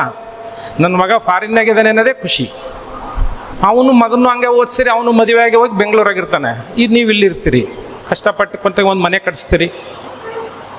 ಮನೆ ಆದಮೇಲೆ ಬಂದು ಯಾರೋ ಒಬ್ರು ಹೇಳ್ತಾರೆ, ಸರ್ ಈಗ ಮನೆ ಆಗಿಬಿಟ್ಟಿದೆ, ಇನ್ನೊಂದು ಕಟ್ಸ್ಬಿಡ್ರಿ. ಈಗ ಒಂದೇ ಕಟ್ಸ್ತೀರಿ, ನಾಳೆ ಬಾಡಿಗೆ ಬರುತ್ತೆ ಅದು ಅಂತ. ಇಲ್ಲ, ನಾನು ಲೋನ್ ಸಿಕ್ಕಿರೋದು 15 ಲಕ್ಷ, ಇನ್ನೊಂದು 5 ಲಕ್ಷ ಕೊಡ್ರಿ, ಅವ್ರ ತೆಗೆದ್ರೆ ಸಾಲ ತೊಗೊಳ್ಳಿ ಅಂತ ಹೇಳಿ ಕೊಡಿಸಿ ಇನ್ನೊಂದು ಫ್ಲೋರ್ ಮನೆ ಕಟ್ಟಿಸ್ತಾರೆ. ನೀವು ಬಾಡಿಗೆ ಕೊಡಿ, ಮೇಲೆ ಕೆಳಗಿರ್ರಿ, ಮೇಲೆ ನೀವಿರ್ರಿ ಅಂತ. ಅದಾದಮೇಲೆ ಇನ್ನೊಂದು ಮೇಲೆ ಹೆಂಗಾರಾಗಲಿ ಒಂದು ಲೇಬರ್ ರೂಮ್ ಒಂದು ಮಾಡಿ ಒಂದು ಶೆಡ್ ಹಾಕ್ಸಿರಿ, ಸೋರುತ್ತೆ ಅಂತೇಳಿ ಅದನ್ನು ಹಾಕ್ಸ್ತಾರೆ. ಕೊನೆ ಸಾಕಷ್ಟು ಸಾಲ ಮಾಡಿಬಿಡ್ತಾನೆ ಅವನು, EMI ಕಟ್ಟೋಕ್ಕಾಗಲ್ಲ. ಮಗಳು ಮಗ ಬೆಂಗಳೂರಾಗಿರ್ತಾರೆ, ಬರೋದು ಅಪರೂಪ, ನೀವೇ ಅಲ್ಲಿಗೆ ಬರ್ರಿ ಅಂತಾರೆ. ಕೊನೆಗೆ ಓನರ್ ಫಸ್ಟ್ ಫ್ಲೋರಾಗಿದ್ದ ನಮ್ಮ ನೌಕರರು 2nd ಫ್ಲೋರಿಗೆ ಹೋಗ್ತಾರೆ. 2nd ಫ್ಲೋರಿಂದ ಲೇಬರ್ ರೂಮಿಗೆ ಹೋಗಿ ಯಾರು ಬಂದ ನಾವೇನು ಇಲ್ಲಿರಲ್ರಿ, ನಮಗೆ ಸುಮ್ಮನೆ ಯಾಕೆ ವೇಸ್ಟ್ ಮಾಡೋವಂಥ ಬಾಡಿಗೆ ಕೊಟ್ಟೀನಿ, ಅಲ್ಲಿ ಮಗಳ ಜೊತೆಗೆ ಇರ್ತೀನಿ. ಅಲ್ಲೇನೋ ಒಂದು ದಿನಕ್ಕೆ ಹೋಗಿ ಬಂದಿರ್ತಾರೆ, ಇಲ್ಲೇ ಇರ್ತಾರೆ. ಕೊನೆಗೆ ನಾವು ಸುಖ ಬಿಟ್ಟು ತಗಡಿನ ಮನೆಗೆ ಹೋಗಿ ಜೀವನ ಮಾಡೋಂಥ ಪರಿಸ್ಥಿತಿ ನಮಗೆ ಬಂದುಬಿಟ್ಟಿದೆ. ಸರ್ಕಾರಿ ನೌಕರಿಗೆ ಸುಖವಾಗಿರೋರು ಭಾಳ ಜನ ಇದ್ದಾರೆ, ಹಳ್ಳಿನಲ್ಲಿ ಆರಾಮಿದ್ದಾರೆ. ಬಿಸ್ನೆಸ್ ಮಾಡೋರು ಹಳ್ಳಿನಲ್ಲಿ ಆರಾಮಿದ್ದಾರೆ, ಸಿಟಿನಲ್ಲಿ ಎಂಜಾಯ್ ಮಾಡ್ತಾರೆ. ನಾವು ಯಾಕಂದರೆ 2 ಬಾಡಿಗೆ ಬರುತ್ತೆ ಅಂತ. ಬಾಡಿಗೆ ಯಾರಿಗೆ ಬೇಕು? ನಿಮಗೆ ಸಂಬಳ ಬರ್ತಾ ಇದೆ, ಮಗುಗೋಸ್ಕರ ಬಾಡಿಗೆ ಅಂತ. ಮಗ ಯಾವಾಗ ಬರ್ತಾನೆ ಗೊತ್ತಾ?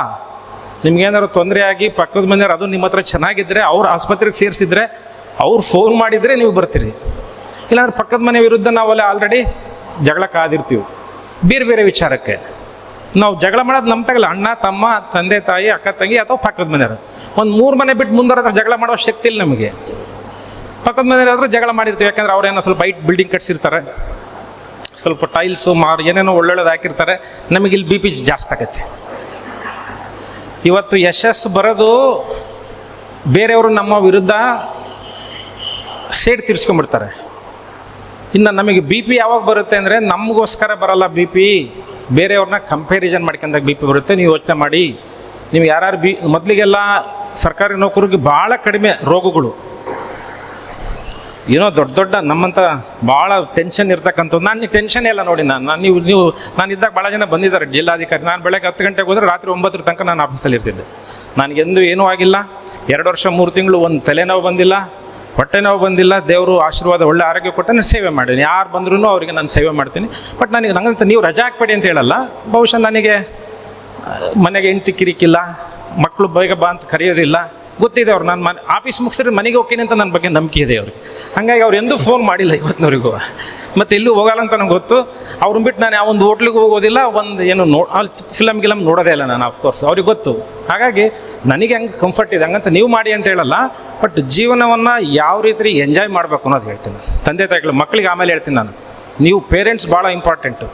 ಮಕ್ಕಳು ಬಿಡಿ, ನೀವು ಚಿಕ್ಕ ವಯಸ್ಸಿದ್ದಾರೆ, ಇಂಥ ನೂರಾರು ಅವ್ರ ಇನ್ಸ್ಪಿರೇಷನ್, ಮೋಟಿವೇಶನ್ ಸ್ಪೀಚ್ ತಿಳ್ಕೊಳ್ತಿರ್ತಾರೆ. ಬಟ್ ನೀವು ತಂದೆ ತಾಯಿಗಳು ಇದ್ದೀರಲ್ಲ, ನೀವು ಸುಖವಾಗಿರಿ ಫಸ್ಟ್. ಅದರಲ್ಲೂ ನೌಕರರ ವರ್ಗ, ಸರ್ಕಾರಿ ನೌಕರ ವರ್ಗ ಏನು ಅದರಲ್ಲಿ ಮಧ್ಯಮ ಒಂದು ಲೇಯರ್ ಬರುತ್ತಲ್ಲ, ಆ ನೌಕರ ವರ್ಗ ತುಂಬ ಸ್ಟ್ರಗಲ್ ಮಾಡ್ತೀರಿ. ಮಾಡಬೇಡಿ. ಒಂದು ಸೈಟ್ ತೊಗೊಂಡಿದ್ದೀರಾ, ಒಂದು ಮನೆ ಕಟ್ಸಿದ್ರೆ ಇದ್ಬಿಡಿ ಆರಾಮಾಗೆ. ಪಕ್ಕದಾಗ ಇನ್ನೊಬ್ಬರು ಯಾಕೋ ಇನ್ನೊಂದು ಸೈಟ್ ತೊಗೊಂಡು ನೀವು ಸಾಲ ಮಾಡಿ ಸೈಟ್ ತೊಗೊಂಡು. ನಾನು ಜಿಲ್ಲಾಧಿಕಾರಿ ಇದ್ದಾಗ ಭಾಳಷ್ಟು ಈ ಬ್ಯಾಂಕ್ ಇದು ಬರ್ತಾಯಿತ್ತು. ನೀವು ರಿಟೈರ್ಡ್ ಆದವರು ಇದ್ದವು 2 ಲಕ್ಷನ ₹3 ನನಗೆ ಬ್ಯಾಂಕ್ಗಳಿಗೆ ಕೊಟ್ಬಿಡ್ತೀರಿ. ಅವೆಂಥ ಸಣ್ಣ ಪುಟ್ಟ ಬ್ಯಾಂಕು, ಅವ್ರು ತೊಗೊಂಡು ಹೋಗಿಬಿಡ್ತಾರೆ. ಬಂದರೆ ಯಾರು ಗೊತ್ತಾದ್ರಲ್ಲಿ ಮುಖ್ಯವಾಗಿ ಟೀಚರ್ಸ್, ಪೊಲೀಸ್ ಕಾನ್ಸ್ಟೇಬಲ್ಸ್. ಅಲ್ಲಪ್ಪ, ನೀವು ಬುದ್ಧಿವಂತರು, ನಮ್ಮಂತರಿ ಪಾಠ ಮಾಡೋರು, ನೀವು ಹೋಗಿ ₹3 ಬಡ್ಡಿ ಆಸೆಗೆ ಸಿಕ್ಕಾಕೊಂಡಿದ್ದೀರಲ್ಲ, ನೀವು ಎಲ್ಲ ಗೊತ್ತಿದ್ದೀರು, ನೀವು ಹೋಗಿ ಎಲ್ಲ ಎಂಪ್ಲಾಯೀಸು ಇವತ್ತು ಅನೇಕ ಈ ಚಿಟ್ಸ್ ಫಂಡು ಅಥವಾ ಏನೋ ಮಾಡ್ತಿರಲ್ಲ, 1 ಲಕ್ಷ ಕೊಟ್ಟರೆ 3,000, 2 ಲಕ್ಷ ಕೊಟ್ಟರೆ 6,000 ಅಂತ ಕೊಡ್ತಾರೆ. ಇನ್ನೊಂದು ಕತ್ತೆ ಬಿಸ್ನೆಸ್ ಬಂದುಬಿಡ್ತು. ನಿಮಗೆ ಆಶ್ಚರ್ಯ, ಅವನು ಇಡೀ ದೇಶದಲ್ಲಿ ಬಂದು ವಿಜಯನಗರದಲ್ಲಿ ಕತ್ತೆ ಮಾರಾಟ ಮಾಡೋಕ್ಕೆ ಮಾಡಿದ. 3 ಕತ್ತೆ ಕೊಡೋನು ಅವನು, ₹3 ಲಕ್ಷ. ಎಲ್ಲ ಗೌರ್ಮೆಂಟ್ ಎಂಪ್ಲಾಯ್ ತೊಗೊಂಡ್ಬಿಟ್ರು. ನಿಮ್ಗೆ ಆಶ್ಚರ್ಯ ಆಗುತ್ತೆ, 3 ಕತ್ತೆ ₹3 ಲಕ್ಷ. ಏನು ಮಾಡಬೇಕು? ಅವು ಡೈಲಿ 1 ಲೀಟ್ರ್ ಹಾಲು ಕೊಡುತ್ತೆ. 3 ಲೀಟ್ರ್ ಹಾಲು, 1 ಲೀಟ್ರ್ ಹಾಲಿಗೆ ₹1,250, ₹4,500 ಬಂತು. ಒಂದು ತಿಂಗಳಿಗೆ 1,20,000 ಆಯಿತು. 3 ತಿಂಗಳಿಗೆ 3,500,000 ಲಕ್ಷ ಆಯಿತು. ಕತ್ತೆ ಫ್ರೀ, ಹಾಲು ಫ್ರೀ ಅಂತ ಖುಷಿ. ಎಲ್ಲರೂ ತಗೊಂಡ್ರು ಕತ್ತೆನ, 3 ಕತ್ತೆ. ಇದು ನಡೆದದ್ದು ನಾನು ಇದ್ದಾಗ ನನಗೆ ಗಮನಕ್ಕೆ ಬಂತು, ಏನು ಇದಾಗಿದೆ ಅಂತ. ಆ ಊರಲ್ಲಿ ಕತ್ತೆ ಕೊಡೋದಂತೆ, ಅವ್ರ ಮನೆಗೆ ಒಂದು ಫ್ರಿಜ್ ಫ್ರೀ. ನಮಗೆ ಫ್ರಿಜ್ ಫ್ರೀ ಕೊಡ್ತಾರೆ. ಇವ್ರು 3 ಲಕ್ಷ ಕೊಟ್ಟು ತೆಲೆಗೆ ಇಲ್ಲ ಅವರಿಗೆ, ಒಂದು 2,500,000 ಫ್ರಿಜ್ ಕೊಡ್ತಾನೆ, ಅದ್ರ ಕಡೆ ಗಮನ. ಆಮೇಲೆ ಆ ಊರಾಗ ಒಬ್ಬೊಬ್ರಿಗೆ ಲೀಡ್ರ್ ನೋಡ್ಕೊಂಡು ಅವ್ರಿಗೊಂದು ದೊಡ್ಡ ಫ್ರಿಜ್ಜು, ನೀನು ಹಾಲು ತೊಗೊಂಬಂಡು ಅಲ್ಲೇ ಹಾಕು ಅಂತ. ಅವ್ರು ಒಂದೊಂದು ಬಾಟ್ಲಿನಲ್ಲಿ ಹಾಲನ್ನು 3 ಲೀಟ್ರ್ ಹಾಲು ತಂದು ಕೊಡೋರು. 4,500 ಆಯ್ತು, 4,500. ಒಂದು 15 ದಿನ ದುಡ್ಡು ಹಾಕಿದಾಗ ಖುಷಿಯಾಗ್ಬಿಟ್ರು. 4,500 ದಿನಕ್ಕೆ ಇನ್ಕಮ್ ಎಲ್ಲಿ ಬರುತ್ತೆ? ತೊಗೊಂಡ್ರು, ಎಲ್ಲ ಹಾಲು ತೊಗೊಂಡ್ರು. ನಾನು ಹಂಗೆ ಅಬ್ಸರ್ವ್ ಮಾಡಿದೆ, ಹಾಲು ಎಷ್ಟು ದಿನದ ಕೊಡ್ತಾಯಿದ್ದೀರಿ ಸರ್? ಆಲ್ಮೋಸ್ಟ್ 15 ದಿವಸದಿಂದ ಕೊಡ್ತಾರೆ. ಯಾರ ಹತ್ರ ಇದೆ? ನಮ್ಮೂರೊಬ್ಬರು ಕೊಡ್ತಿಲ್ಲ ಲೀಡ್ರು, ಅವರು ಸಣ್ಣ ದೊಡ್ಡದೊಂದು ಫ್ರಿಜ್ ತೊಗೊಂಡಾರೆ, ಆ ಫ್ರಿಜ್ಗೆ ಹಾಕಿದ್ದಾರೆ. ಮತ್ತು ಅವರಿಂದ ಹೋಯ್ತಾ ಹಾಲು? ಹೋಗೇ ಇಲ್ಲ. ಆ ಊರಲ್ಲೇ ಇದೆ ಹಾಲು, ತೊಗೊಂಡು ಹೋಗಿಲ್ಲ. ಮತ್ತು 3 ಲೀಟ್ರ್ ಹೆಂಗೆ ಕೊಡುತ್ತೆ ಕತ್ತೆ? ಅವ್ನು ನೋಡಿದ್ರೆ ಬುಡಕಾಗಿದ್ದಾವೆ, ಹೆಂಗೆ ಕೊಡ್ತಾವೆ ಅಂದೆ. ಒಬ್ಬ ರೈತಳಿ, ಇಲ್ಲ ಸರ್ ಕೊಡೋದಿಲ್ಲ, ನಾವು ನೀರು ಹಾಕಿ ಕೊಟ್ಬಿಡ್ತೀವಿ 3 ಲೀಟ್ರ್ ಅಂತೇಳಿ. ಇದು 3 ಲಕ್ಷ ಇಸ್ಕೊಂಡೇ ಚೆನ್ನಾಗಿ ಗೊತ್ತು ಅವ್ನು ನೀರು ಹಾಕಿ ಕೊಡ್ತಾನೆ ಅಂತ. ಇದಂಗೆ ಗೊತ್ತಿಲ್ಲದೇನಲ್ಲ. ನೀವೇನು ತಿಳ್ಕೊಂಡ್ರಿ? ನಾವೇ ಬುದ್ಧಿವಂತರು, ನೀರು ಹಾಕಿ ಕೊಟ್ಟರು ತೊಗೊಳ್ತಾನೆ ಅಂತ ಖುಷಿ. ಅವನೇನು ತಿಳ್ಕೊಂಡ? ಊರನ್ನು ಕಲೆಕ್ಟ್ ಮಾಡೋನು, ಅವನಿಗೆ ಲೀಟ್ರಿಗೆ ₹50 ಡಿಮ್ಯಾಂಡ್, ಇದು ಕಮಿಷನ್ನು. ಅವನಿಗೊಂದು 100 ಲೀಟ್ರು 5,000 ದುಡ್ಡು ಬಂತು, ಖುಷಿ ಅವನು. ಹಾಲು ಎಲ್ಲಿ ಹೋಗಿಲ್ಲ, ಹಾಲು ನಿಮ್ಮೂರಾಗೆ ಇದೆ. ಹಿಂಗೆಲ್ಲರೂ ತೊಗೊಂಡ್ರು. ಸುಮಾರು ಒಂದು 25 ಕೋಟಿ 30 ಕೋಟಿ ಮಾಫಿಯಾ ನಾನು ಹೋಗಿ ಹಿಡಿದು ಅದೆಲ್ಲ CBI ಕೊಟ್ಟು ಎಲ್ಲ ಮಾಡಿದೆ. ಬಟ್ ಹೆಂಗೆ ನಾವು ಇದಾಗ್ತೀವಿ? ಅವಾಗ ಬಂದಾಗ ಯಾರ್ಯಾರು? ಟೀಚರ್ಸ್. ನಾನು ಹೇಳಿದೆ, ಮೇಷ್ಟ್ರೆ ಪಾಠ ಮಾಡಬಿಟ್ಟು ಕತ್ತೆ ಕಾಯಕ್ಕೆ ಹೋಗಿಬಿಟ್ಟಿದ್ರಲ್ರಿ. ಮಕ್ಕಳನ್ನ ಕಾಯಲಿಕ್ಕೆ ನಿಮಗೆ ದೇವ್ರು ಒಳ್ಳೆಯ ಒಂದು ವರದಾನ ಕೊಟ್ಟಾನೆ, ಪಾಠ ಮಾಡಿ ಅಂತೇಳಿ. ಕತ್ತೆಯಿಂದ ಹೋಗಿಲ್ಲ ಸರ್, 3 ಲಕ್ಷ ಅಲ್ಲ ಸರ್, 1.5 ತಿಂಗಳು 2 ತಿಂಗಳಲ್ಲಿ ನಮ್ಮ ದುಡ್ಡು ಬಂದುಬಿಡುತ್ತೆ, ನಾವು ಬಿದ್ದೆವು. ಹಿಂಗೆ ಅನೇಕ ಇಂಥ ಸ್ಕೀಮ್ಗಳಿಗೆ ಬಲಿಯಾದಂಥರು ಸರ್ಕಾರಿ ನೌಕರರು. ಯಾರು ರೈತರು ಕೂಡ ತುಂಬ ಬಲಿಯಾಗೋದಿಲ್ಲ. ಯಾಕೆಂದರೆ ನಮಗೆ ಏನೇನೋ ಆಸೆ, ಹೋಲಿಕೆ. ಹೋಲಿಕೆ ಯಾಕೆ ಮಾಡ್ತಾ ಇದೀವಿ ಅಂದರೆ ನಿಮ್ಮ ಪಕ್ಕದ್ದು ಹೋಲಿಕೆ, ಅಣ್ಣ ತಮ್ಮ ಹೋಲಿಕೆ, ಅಕ್ಕ ತಂಗಿ ಹೋಲಿಕೆ, ನಿಮ್ಮ ಕೊಲೀಗ್ಸ್ ಹೋಲಿಕೆ ಮಾಡ್ತಾ ಹೋದಾಗ ಒಬ್ಬರು ಯಶಸ್ಸು ನಿಮಗೆ ಇಷ್ಟ ಆಗಲ್ಲ, ಸಿಟ್ಟು ಬರುತ್ತೆ. ಸಿಟ್ಟು ಬಂದು ನೆಕ್ಸ್ಟ್ ಏನಾಗುತ್ತೆ? ದ್ವೇಷ ಆಗುತ್ತೆ. ದ್ವೇಷ ಹೆಂಗೆ ಗೊತ್ತಾ? ದ್ವೇಷ ಅಂದರೆ ಏನು ಅಂತ? ದ್ವೇಷ ಅಂದರೆ ನೀನು ವಿಷ ಕುಡಿದು ನಿಮ್ಮ ವಿರೋಧಿ ಸಾಯಿಲಿ ಅಂತ ಕಾಯೋದು. ದ್ವೇಷ ಅಂದರೆ ನೀನು ವಿಷ ಕುಡಿಯೋದು, ನಿಮ್ಗೆ ಯಾರು ವಿರೋಧ ಮಾಡ್ತಿರಲ್ಲ ಅವರು ಸಾಯಿಲಿ ಅಂತ ನೀವು ವೆಯ್ಟ್ ಮಾಡ್ತಿರ್ತೀರಿ. ಯಾರು ಸಾಯ್ತಾರೆ? ದ್ವೇಷ ಮಾಡೋರು ಸಾಯ್ತಾರೆ. ನಾಗರಾವಿನ ಕತೆ ಕೇಳಿದ್ರಲ್ಲ, ಈ ಗರಗಸದಲ್ಲಿ ನಾಗರಾವ್ ಹೋಗ್ಬೇಕಾದ್ರೆ ಅದು ಟಚ್ ಮಾಡುತ್ತೆ. ನಾಗರಾವು ಟಚ್ ಮಾಡಿದ ತಕ್ಷಣ ರಕ್ತ ಬರುತ್ತೆ. ನಾಗರಾವ್ ಸಿಟ್ಟು ಬಂದು ಆ ಗರಗಸಕ್ಕೆ ಬಾಯಿ ಹಾಕುತ್ತೆ. ಹಾಕಿದ ತಕ್ಷಣ ಮತ್ತೆ ಗಾಯ ಆಗುತ್ತೆ. ಅದು ಮತ್ತೆ ಸಿಟ್ಟು ಬಂದು ಸುಳ್ಳಿ ಹಾಕುತ್ತೆ ಅದಕ್ಕೆ, ಗರಗಸಕ್ಕೆ. ಅಂದರೆ ದ್ವೇಷ. ಸಿಟ್ಟು ಮಾಡ್ಕೊಳ್ಳಿ, ಆ ಕ್ಷಣಕ್ಕೆ ಸಿಟ್ಟು ಬರುತ್ತೆ, ಹೋಗುತ್ತೆ. ದ್ವೇಷ ಮಾಡಬೇಡಿ. ದ್ವೇಷ ಇವತ್ತು ನಿಮ್ಮನ್ನು ಎಲ್ಲ ರೋಗಗಳಿಗೆ ಕಾರಣ. ದ್ವೇಷ ನಿಮ್ಮ ಅಸಕ್ತತೆ ಅಲ್ಲ, ನಿಮ್ಮ ಆಹಾರನೂ ಅಲ್ಲ. ಹೇಳ್ತಾರೆ ನಿಮಗೆ ಆಹಾರ ಊಟ ಮಾಡಿ, ಪ್ರೋಟೀನ್ಸ್ ತಿನ್ನಲಿ. ನಮ್ಮ ಊರಲ್ಲಿ ಎಲ್ಲ ತಿಂತೀರಿ. ದಾವಣಗೆರೆ ಅಂತ ಊರಲ್ಲಿ ಏನು ಉಣ್ಬೇಕು ಅಂತ ಹೇಳೋದು ಬೇಕಾಗಿಲ್ಲ. ಸ್ವೀಟ್ ತಿನ್ನಬೇಡಿ 40 ಆದಮೇಲೆ. ವರ್ಷ ನಮ್ಮ ತಿಪ್ಪೇಸ್ವಾಮಿ 150 ಮದುವೆ ಊಟ ಮಾಡ್ತಾರೆ. ಏನಾರು ಶುಗರ್ ಐತೇನೆ ಕೇಳ್ರಿ. 150 ಮದುವೆ ಊಟ ದಾವಣಗೆರೆಗೆ ಇದ್ದರಿಗೆ ಮಿನಿಮಮ್ ಒಂದು 200 ಮದುವೆ ಊಟಕ್ಕೆ ವರ್ಷಕ್ಕೆ. ಹೌದಾ? ಯಾರಿಗೇನು ಬರುತ್ತೆ? ಶುಗರ್ ಬಂದರೂ ಹೋಗುತ್ತಪ್ಪ, ಏನಾಗಲ್ಲ, ಊಟ ಮಾಡಿ. ತುಂಬ ತಲೆ ಕೆಡಿಸ್ಕೋಬೇಡಿ. ದ್ವೇಷ ಮಾಡಬೇಡಿ. ನಿಮ್ಮ ಹೆಲ್ತ್ ಆರಾಗಿರುತ್ತೆ. ಶುಗರ್ ಬಂದರೂ ಆರಾಮಿರ್ತೀರಿ, BP ಬಂದರೂ ಆರಾಮಿರ್ತೀರಿ. ಊಟದಿಂದ ರೋಗಗಳಿಗಿಂತ ಜಾಸ್ತಿ ನಮ್ಮ ಮನಸ್ಸಿನ ವೇದನೆಗಳಿಂದ ಭಾಳ ಬರುತ್ತೆ. ಅದು ಮುಖ್ಯವಾಗಿ ದ್ವೇಷ ಮತ್ತು ಅಸೂಯೆಯಿಂದ. ಹಾಗಾಗಿ ನೀವೆಲ್ಲ ಮೆರಿಟ್ ಮಕ್ಕಳು. ಇವತ್ತು ನಿಮ್ಮ ಮಕ್ಕಳಿದ್ದಾರೆ. ನಾನು ಅದಕ್ಕೆ ಹೇಳ್ತಾ ಇದ್ದೀನಿ, ನಿಮ್ಮ ಮಕ್ಕಳು ಮೆರಿಟ್ ಇರೋದ್ರಿಂದ ನಿಮ್ಮ ತಲೆಯಲ್ಲಿ ದ್ವೇಷ ಇರಬಾರ್ದು, ಒಂದು ಗುರಿ ಇರಬೇಕು. ಉದಾಹರಣೆಗೆ ನಾನು 10th ತುಂಬ ಮಾರ್ಕ್ಸ್ ಏನಿಲ್ಲ ನಂದು. ಅವತ್ತಿನ ಕಾಲಕ್ಕೆ ಒಳ್ಳೆ ಮಾರ್ಕ್ಸು. ಅವತ್ತು 93ನೇ ಇಸ್ವಿನಲ್ಲಿ ನಾನು 10th ಬರೆದಿದ್ದು. ನಾನು ಚಿತ್ರದುರ್ಗ ಜಿಲ್ಲೆ ಅವಾಗಿನ್ನೂ. ಆವಾಗ ನಮ್ಮ ಜಿಲ್ಲೆ 24ನೇ ರ್ಯಾಂಕ್ ಇತ್ತು. ಚಿತ್ರದುರ್ಗ ಜಿಲ್ಲೆ 24 ಜಿಲ್ಲೆಯಲ್ಲಿ ಲಾಸ್ಟ್ ಜಿಲ್ಲೆ Chitradurga. Marimallappa school first rank ಅವಾಗೆಲ್ಲ, ನಿಮಗೆಲ್ಲ ಗೊತ್ತಿರ್ಬೋದು. ಇನ್ನೊಂದು ವಿದ್ಯಾನಿಕೇತನ ಏನೋ ಒಂದು ಬೆಂಗಳೂರದು ಫಸ್ಟ್ ರ್ಯಾಂಕ್ ಬರ್ತಾ ಇತ್ತು. ನಾನು ಅಂತ ಇದ್ದೆ, ಯಾಕಪ್ಪ ನಮ್ಮ ಚಿತ್ರದುರ್ಗ ಜಿಲ್ಲೆ ಹಿಂಗಿದೆ, ನಾವು ಯಾಕೆ ನಮ್ಮ ಜಿಲ್ಲೆ ಬರೋಲ್ಲ ಲಾಸ್ಟ್ ಬರ್ತಾ ಇದೆ ಅಂತ. ನಂದು 78 ಎಷ್ಟು %. ನಮ್ಮ ಯೋಗೇಶ್ವರಿ ಚೆನ್ನಾಗಿ ಗೊತ್ತಿದೆ ಮಾರ್ಕ್ಸ್. ಯೋಗೇಶ್ವರಿ ಎಲ್ಲಿದ್ದಾರೆ? ಹಾಂ, ಅವ್ನಿಗೆ ಯಾಕೆ ನನ್ನ ಮಾರ್ಕ್ಸ್ ಚೆನ್ನಾಗಿ ಗೊತ್ತಿದೆ ಅಂದರೆ, ನನ್ನ 1 ಇಯರ್ ಜೂನಿಯರು. ನನ್ನ ಟಾರ್ಗೆಟ್ ಅವನಿಗೆ, ನನಗೆ ಎಷ್ಟು ಮಾರ್ಕ್ಸ್ ಬರುತ್ತಲ್ಲ 1 ಜಾಸ್ತಿ ತೆಗಿಬೇಕು ಅಂತ. ಹಿಂಗೆ ಗುರಿ ಇಡಬೇಕು ನಾವು. ಗುರಿ ಯಾರ ಕಡೆ ಇಡಬೇಕು? ಯಾರು ಹೈಯೆಸ್ಟ್ ಮಾರ್ಕ್ಸ್ ಸಿಗ್ತಾರೋ, ನನಗಿಂತ ಚೆನ್ನಾಗಿ ಮಾರ್ಕ್ಸ್ ನನ್ನ PUC ಮಾರ್ಕ್ಸ್ ಅವನಿಗೆ ಗೊತ್ತೈತೆ. ಮೊನ್ನೆ ಹೇಳ್ತಾ ಇದ್ದ, ಅಣ್ಣ ನಿಂದು PUC 428 ಎಷ್ಟು ಅಂತ ಹೇಳಿ. 420 ಅದು ಗುರಿ ಮನುಷ್ಯಗೆ. ಅದು ಗುರಿ ಇರಬೇಕು.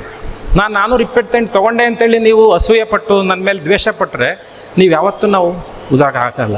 ಹಾಗಾಗಿ ನಾನು ಆ 10th ಎಕ್ಸಾಮಲ್ಲಿ ನಾನು ಅಂದ್ಕೊಂಡಿದ್ದೆ. ಅದಾದಮೇಲೆ ದೇವರ ದಯೆಯಿಂದ ನಾನು CEO ಚಿತ್ರದುರ್ಗ ಆದೆ. ಬಂದ ತಕ್ಷಣ ಕೇಳಿದೆ ನಮ್ಮ DDPIಗೆ, ಯಾವ ನಮ್ಮದು 10th% ಏನಿದೆ ಅಂತ. ಸರ್ 27ನೇ ರ್ಯಾಂಕ್ ಇದೆ ಅಂತ. ಏನಪ್ಪ, ನಾನಿದ್ದಾಗಲೂ 24ನೇ ರ್ಯಾಂಕು, ಈಗಲೂ 27 ಬಂದಿದೆ. ನಾವೇನಾದರೂ ಮಾಡಿ ನಂಬರ್ 1 ತಗೋಬೇಕಲ್ಲ. ನನ್ನ ಜಿಲ್ಲೆ ಇದು ಅಂದರೆ ಅನ್ಡಿವೈಡೆಡ್ ನನ್ನ ಜಿಲ್ಲೆ ಅಂತ. ಆಮೇಲೆ ಟೀಚರ್ಸ್ ಕರೆಸಿ ಅವರಿಗೆ ಸೈನ್ಸ್ ಕ್ಲಬ್ಬು, ಮ್ಯಾಥ್ಸ್ ಕ್ಲಬ್, ಒಂದೊಂದು ಸಬ್ಜೆಕ್ಟಿಗೆ ಒಂದೊಂದು ಕ್ಲಬ್ ಮಾಡಿ ಅವ್ರಿಗೆ ಬೇರೆ ಬೇರೆ ಕಡೆಯಿಂದ ಟೀಚ್ ಮಾಡಿಸಿದ್ವಿ. ಏನಂತ? ವಾಟ್ ನಾಟ್ ಟು ಟೀಚ್ ಅಂತ. ಪಾಠ ಮಾಡಿರಿ ಅಂತ ಮೇಸ್ಟ್ರಿಗೆ ಹೇಳೋದು ಬೇಕಾಗಿಲ್ಲ. ಇವೆಲ್ಲ ಪಾಠ ಮಾಡ್ಬೋದು ನಾವೆಲ್ಲ ಮೇಸ್ಟ್ರುಗಳು. ಏನು ಹೇಳ್ಬಾರ್ದು ಮಕ್ಕಳಿಗೆ ಅನ್ನೋದು ಭಾಳ ಇಂಪಾರ್ಟೆಂಟ್ ಇವತ್ತು. ಹಾಗಾಗಿ ಒಂದು 10 ಮಕ್ಕಳಿಗೆ ಒಂದೊಂದು ಟೀಚರ್ಸನ್ನು ಬೆಳಗ್ಗೆ ವೇಕಪ್ ಕಾಲ್ ಕೊಡೋದು, ಆಮೇಲೆ ರಜದಲ್ಲಿ ಒಂದೊಂದು ತಿಂಗಳು ಮಕ್ಕಳನ್ನ ಹಾಸ್ಟ್ಲಿಗೆ ಹಾಕೋದು, ಅವ್ರ ದುಡ್ಡು ತೊಗೊಳೋದು, ಹಿಂಗೆಲ್ಲ ಮಾಡಿ ಕೊನೆಗೆ PUC ನಂಬರ್ 1 ತೊಗೊಂಬಂದು. ಅಲ್ಲಿ SLC number 1 Chitradurga, number 1 rank Chitradurga. ಆಮೇಲೆ ನಾನು ಅಷ್ಟೊತ್ತಿಗೆ DC ಆಗಿ ವರ್ಗಾವಣೆ ಆಗಿತ್ತು. ಬಂದು ಎಲ್ಲ ಟೀಚರ್ಸು 237 ಶಾಲೆಯ ಸರ್ಕಾರಿ ಶಿಕ್ಷಕರನ್ನ ಎಲ್ಲರನ್ನೂ ಕರೆಸಿ ಹೆಡ್ ಮಾಸ್ಟರ್ನ ಸನ್ಮಾನ ಮಾಡಿದೆ. ನಾವೇನು ಅಂದ್ಕೊಂಡಿದ್ದೀವಿ ಒಂದು ಜಿಲ್ಲೆಗೆ ನಂಬರ್ 1 ಬರಬೇಕು ಅಂತೇಳಿ ನಂಬರ್ 1 ಬಂತು. ಅದಾದಮೇಲೆ ವಿಜಯನಗರ ಹೋದೆ, ಕೊಟ್ರೇಶ್ ಇದ್ರು. ಎಷ್ಟನೇ ರ್ಯಾಂಕ್ ಇದೆಯಪ್ಪ ಅಂತೇಳಿ? 27ನೇ ರ್ಯಾಂಕ್. 27ನೇ ರ್ಯಾಂಕ್. ಇಲ್ಲ, ಏನಾರು ಮಾಡಿ ಟಾಪ್ 5 ತರಬೇಕಲ್ಲ ಅಂತೇಳಿ ತುಂಬ ಕಷ್ಟಪಟ್ಟು 19ನೇ ರ್ಯಾಂಕಿಗೆ ಬಂತು. 18ನೇ ರ್ಯಾಂಕಿಗೆ ಈ ವರ್ಷ 10ನೇ ರ್ಯಾಂಕ್ ಏನೋ ಬಂತು. 10ನೇ ರ್ಯಾಂಕ್ ಬಂತು. ಅಂದರೆ ಇದು ಜಿಲ್ಲಾಧಿಕಾರಿ CEO ಕೆಲಸ ಇದರಲ್ಲಿ ತುಂಬ ಕಡಿಮೆ. ಯಾಕಂದರೆ ಅವ್ರವ್ರ ಇಲಾಖೆ ಇರ್ತಾರೆ. ಬಟ್ ನಾನು ಶಿಕ್ಷಣದಲ್ಲಿ ಮನಸ್ಸು ಮಾಡಿದೆ ಅಂದರೆ ನಾನು ಏನಾದರೂ ಒಂದು ಸಾಧನೆ ಮಾಡಿ ಕೊಟ್ಟು ತೋರಿಸ್ಬೇಕಲ್ಲ ಮಕ್ಕಳಿಗೆ. ಅದೇ ರೀತಿ ಎಜುಕೇಷನ್ನಲ್ಲಿ ನಾನು ಮಾಡಿದ ನಂತರ ಹೆಲ್ತಲ್ಲಿ ಬಡವ್ರ ಮಕ್ಕಳು AC-ನಲ್ಲಿ ಹುಟ್ಟಬೇಕು ಅಂತೇಳಿ ಒಂದು ಕಾನ್ಸೆಪ್ಟ್ ಮಾಡಿದೆ. ಎಲ್ಲ ಸರ್ಕಾರಿ ಆಸ್ಪತ್ರೆಗಳು AC ಹಾಕ್ಸಿದೆ. ಎಲ್ಲ ಬಡವ್ರ ಮಕ್ಕಳು AC-ನಲ್ಲಿ ಹುಟ್ಟಬೇಕು ಅಂತೇಳಿ ಅಲ್ಲಿ ಸುಮಾರು 20,000 ಬರ್ತ್ ಆಗ್ತಾ ಇತ್ತು, 16,000 ಹುಟ್ಟುಗಳು ಎಲ್ಲ ಬರ್ತ್ಗಳು ಪ್ರೈವೇಟ್ ಹಾಸ್ಪಿಟಲಲ್ಲಿ ಆಗ್ತಾ ಇತ್ತು. ನಾನು ಬರಬೇಕಾದ್ರೆ 3,500 4,000 ತೊಗೊಂಬಂದೆ ಪ್ರೈವೇಟ್ ಹಾಸ್ಪಿಟಲ್, ಎಲ್ಲ ಗೌರ್ಮೆಂಟ್ ಹಾಸ್ಪಿಟಲಿಗೆ ಬರೋಂಗೆ ಮಾಡಿದೆ. ಯಾಕಂದರೆ ಫೆಸಿಲಿಟಿ ಕೊಟ್ವಿ. ಒಂದು ಮನೆಗೆ 1 ಲಕ್ಷ ರೂಪಾಯಿ ನಂಗೆ ಗಿಫ್ಟ್ ಕೊಟ್ಟಂಗೆ ಗೊತ್ತಾ. ಒಂದು ಡೆಲಿವರಿ ಏನಾದರೂ ಗೌರ್ಮೆಂಟ್ ಹಾಸ್ಪಿಟಲಲ್ಲಿ ಮಾಡಿಸಿಕೊಟ್ರೆ 1 ಲಕ್ಷ ರೂಪಾಯಿ ಗಿಫ್ಟ್ ಕೊಟ್ಟಂಗೆ. ಇದಕ್ಕೆ ಯಾವುದು ಸರ್ಕಾರದ ಯೋಜನೆ ಬೇಕಾಗಿಲ್ಲ, ಒಬ್ಬ ಜಿಲ್ಲಾಧಿಕಾರಿ ಮನಸ್ಸು ಮಾಡ್ಬೇಕಷ್ಟೇ. AC ಹಾಕ್ಸರಿ ಎಲ್ಲಿ ಬರ್ತಾರೆ, AC ಹಾಕಿ ಎಲ್ಲ ಬರ್ತಾರೆ. ಮೊನ್ನೆ ಹಾಕಿದ್ರು ನಮ್ಮ ಮೀಡಿಯಾದವ್ರು, ಸರ್ ನೀವು AC ಹಾಕ್ಸಿ ಹೋಗಿದ್ರಿ, MSD ಯೋಜನೆಗೆ ಗ್ರಾಣ ಅಂತ ಒಂದು ಹಾಕಿದ್ರು. MSD ಅಂದರೆ ಏನು ಹೇಳಿದೆ, MS ದಿವಾಕರ ಯೋಜನೆ ಗ್ರಾಣ ಅಂತ. ಇಮಿಡಿಯೇಟ್ ನಮ್ಮ DHO ಹೇಳಿದೆ, ರಿಪೇರಿ ಮಾಡಿಸಿಯಪ್ಪ AC ಬಿಸಿಲು ಜಾಸ್ತಿ ಇದೆ, ಮಕ್ಕಳು ಮತ್ತು ಮಹಿಳೆಯರು ಅಂತೇಳಿ. ಹಾಗಾಗಿ ಒಂದು ಯಾವುದೇ 10th ಆಗಲಿ 12th ಆಗಲಿ ನೀವು ಬಂದ ತಕ್ಷಣ ಇಲ್ಲಿಗೆ ಮುಗೀತು ಅಂತ ತಿಳ್ಕೊಬೇಡಿ. ಅವರಿಗೆ ಒಂದು ಒಳ್ಳೆಯ ಶಿಕ್ಷಣ ಕೊಡಿ. ಅವ್ರಿಗೆ ಒಳ್ಳೆಯ ಶಿಕ್ಷಣ ಕೊಡಬೇಕಂದ್ರೆ ನಿಮ್ಮ ಆರೋಗ್ಯಗಳು ಚೆನ್ನಾಗಿ ಇಟ್ಕೊಳ್ಳಿ. ಫಸ್ಟ್ ಮಕ್ಕಳು ಚೆನ್ನಾಗಿ ಓದಬೇಕಾದ್ರೆ ನಿಮ್ಮ ಆರೋಗ್ಯ ಚೆನ್ನಾಗಿರಬೇಕು. ಆಮೇಲೆ ನಿಮ್ಮ ಸಂಸ್ಕಾರ ಮತ್ತು ನಡವಳಿಕೆಗಳು ಚೆನ್ನಾಗಿರಲಿ. ಸಾಧ್ಯವಾದರೆ ಅವರ ತಂದೆ ತಾಯಿಗಳ ಜೊತೆ, ಅಂದರೆ ಅವರ ಅಜ್ಜ ಅಜ್ಜಿ ಜೊತೆ ಬೆರೀಲಿಕ್ಕೆ ಬಿಡಿ, ಬದುಕಿದ್ರೆ. ನೀವು ನಿಮ್ಮ ತಂದೆ ತಾಯಿಯಿಂದ ಅವ್ರ ಮಕ್ಕಳನ್ನ ದೂರ ಇಟ್ಟರೆ ನೆಕ್ಸ್ಟ್ ನಿಮ್ಮನ್ನು ಅವರು ದೂರ ಇಡೋದು 100ಕ್ಕೆ 100 ಸತ್ಯ. ಹಾಗಾಗಿ ಮೊಮ್ಮಕ್ಕಳನ್ನ ಜೊತೆ ಯಾರು ಅಜ್ಜ ಅಜ್ಜಿ ಬೆಳೀತಾರೆ, ಅವ್ರ ಮೊಮ್ಮಕ್ಕಳು ಚೆನ್ನಾಗಿ ಬೆಳೀತಾರೆ, ಒಳ್ಳೆಯ ಸಂಸ್ಕೃತಿ ಸಂಸ್ಕಾರ ಕಲಿತಾರೆ. ಸಹಜವಾಗಿ ಸಂಸ್ಕೃತಿ ಸಂಸ್ಕಾರ ಕಲಿತ್ರೆ ಅವರು ಚೆನ್ನಾಗಿ ಓದ್ತಾರೆ. ನೀವು ಓದೋದ್ರ ಬಗ್ಗೆ ತುಂಬ ತಲೆ ಕೆಡಿಸ್ಕೋಬೇಡಿ. ಅದು 95 ಇರಲಿ, ನಾನು ಹೇಳಿಲ್ಲ ನಂದು 77-78%, ಹಂಗಂತ ಹೇಳಿ ಕಡಿಮೆ ಇಲ್ಲ. ಅವತ್ತಿಗೆ ಅದು ಒಳ್ಳೆಯ ಪರ್ಸೆಂಟೇಜು. ಈಗ ನೀವು 90 ಬಂದಿದ್ದೀರಿ, 95 ಬಂದಿದ್ದೀರಿ ಅಂದರೆ ಪರ್ಸೆಂಟೇಜ್ ಒಳ್ಳೆಯದೇ, ಬಟ್ ಮೆರಿಟಿಗೆ ಬೆಲೆ ಇದೆ. ಯಾವತ್ತೂ ಮೆರಿಟಿಗೆ ಬೆಲೆ ಇದ್ದೇ ಇದೆ. ಭಾಳ ಜನ ಹೇಳ್ತಾರೆ, ನಾನು SLC fail, PUC fail, degree ಸರಿಯಾಗಿ ಓದಲಿಲ್ಲ, ಈಗ ಒಳ್ಳೆ ಹುದ್ದೆನಲ್ಲಿ ಇದ್ದೀನಿ ಅಂದರೆ ಅದೆಲ್ಲ 1-2 ಇರ್ಬೋದು ಅಷ್ಟೇ. ಅದು ಬೈ ಲಕ್. ಇದನ್ನು ನಂಬೇಡಿ. ನೀವು ಭಾಳಷ್ಟು ಭಾಷಣ ಕೇಳಿರ್ತೀರಿ, ನನ್ನಂತರ ಬಂದು ಮಾಡ್ತಿರ್ತಾರೆ, ನಾನು ಅಲ್ಲಿ ಪರ್ಸೆ ಓದಲಿಲ್ಲ, ಇಲ್ಲಿ ಓದಲಿಲ್ಲ, ಭಾರಿ ಕಷ್ಟದಲ್ಲಿದ್ದೆ. ಏನು ಕಷ್ಟ ಇಲ್ಲಪ್ಪ. ನಾನು 8ನೇ ಕ್ಲಾಸ್ ತನಕ ನಾನು ಚಪ್ಪಲ್ ಹಾಕಿಲ್ಲ. ಕಷ್ಟ ಅಲ್ಲ ಅದು, ನನ್ನ ಕಂಫರ್ಟ್ನೆಸ್ ಅದು. ನನ್ನ ಕಂಫರ್ಟ್, ನನಗೆ ಅವಶ್ಯಕತೆ ಇರಲಿಲ್ಲ ಚಪ್ಪಲ್ ನನಗೆ 8ನೇ ಕ್ಲಾಸ್ವರೆಗೂ. ನಮ್ಮ ತಂದೆ ಶ್ರೀಮಂತರು, ಟೀಚರು, ಚಪ್ಪಲಿ ಬೇಕಾಗಿಲ್ಲ ನನಗೆ. ನಾನು ಯಾಕೆ ಅದು ಬಡತನ ಅಂತ ಅಂದ್ಕೊಳ್ಳಿ. ಎಮ್ಮೆ ಕಾಯ್ತಿದ್ದೆ, ಹೌದು ಎಮ್ಮೆ ಕಾಯ್ತಿದ್ದೆ. ಏನು ಖುಷಿಯಾಗಿ ಕಾಯ್ತಿದ್ದೆ ಎಮ್ಮೆನ. ಬೆಣ್ಣೆ ಮಾರ್ತಿದ್ದೆ ಬಂದು. ಬೆಣ್ಣೆ ಸರ್ಕಲ್ ಇದೆ ಅಲ್ಲ, ಅಲ್ಲಿ ಶಿವಪ್ಪಯ್ಯ ಸರ್ಕಲ್, ಯಾವುದು ಕಾಯಿಪೇಟೆನಲ್ಲಿ. ಕಷ್ಟ ಯಾಕಾದ್ರಿ, ಖುಷಿ ಅದು ನನಗೆ, ಸುಖ ಅದು. ಅದಕ್ಕೆ ಸುಖ ನೀವು ಏನು ಅನುಭವಿಸ್ತೀರಿ ಅನ್ನೋದೇ ಸುಖ. ಮನುಷ್ಯಗೆ ಕಷ್ಟ ಸುಖ ಅನ್ನೋದು ನಿಮ್ಮ ಮನಸ್ಸಲ್ಲಿದೆ. ಜೈಸ ಸೋಚೋಂಗೆ ತುಮ್ ವೈಸ ಬಂಜಾವೋಂಗೆ. ನೀವು ಹೆಂಗೆ ಯೋಚನೆ ಮಾಡ್ತೀರೋ ಹಾಗೆ ನೀವು ಆಗ್ತೀರಿ. ಹಾಗೆ ಕಷ್ಟಗಳಿಲ್ಲ. ಈ ಏನು ಕಷ್ಟದ ನೀವು ಕೇಳ್ತಿರಲ್ಲ ಭಾಷಣಗಳು, ಅದ್ರ ಬಗ್ಗೆ ನೀವು ತಲೆ ಭಾಳ ಕೆಡಿಸ್ಕೋಬೇಡಿ. ಯಾವುದು ಕಷ್ಟದಿಂದ ಇಮಿಡಿಯೇಟ್ ಸುಖ ಬರಲ್ಲ. ನಿಮ್ಮ ಮಕ್ಕಳು ಕೂಡ ಸುಖ ಕೊಡಬಲ್ಲರು, ನಿಮ್ಮ ಮಕ್ಕಳು ಕೂಡ ಯಶಸ್ಸನ್ನು ಗಳಿಸಬಲ್ಲರು. ಅವರೊಂದು ಹೇಳ್ತಾಯಿದ್ರು ಅಷ್ಟೇ, 45% ಸರ್ಕಾರಿ ನೌಕರರು ಮತ್ತು 50% ಹೌದು. ಮತ್ತು ಅವ್ರು ಯಾರು ಬಡವರು ಅಲ್ಲಲ್ಲ. ಹಾಗಾಗಿ ಇವತ್ತು 90% ಮಕ್ಕಳು ತೊಗೊಂಡಾರೆ ಅಂದರೆ ಅವ್ರು ಮುಂದೆ ಅವ್ರಿಗೆ ಒಳ್ಳೆಯ ದಿಕ್ಸೂಚಿ ಇದೆ.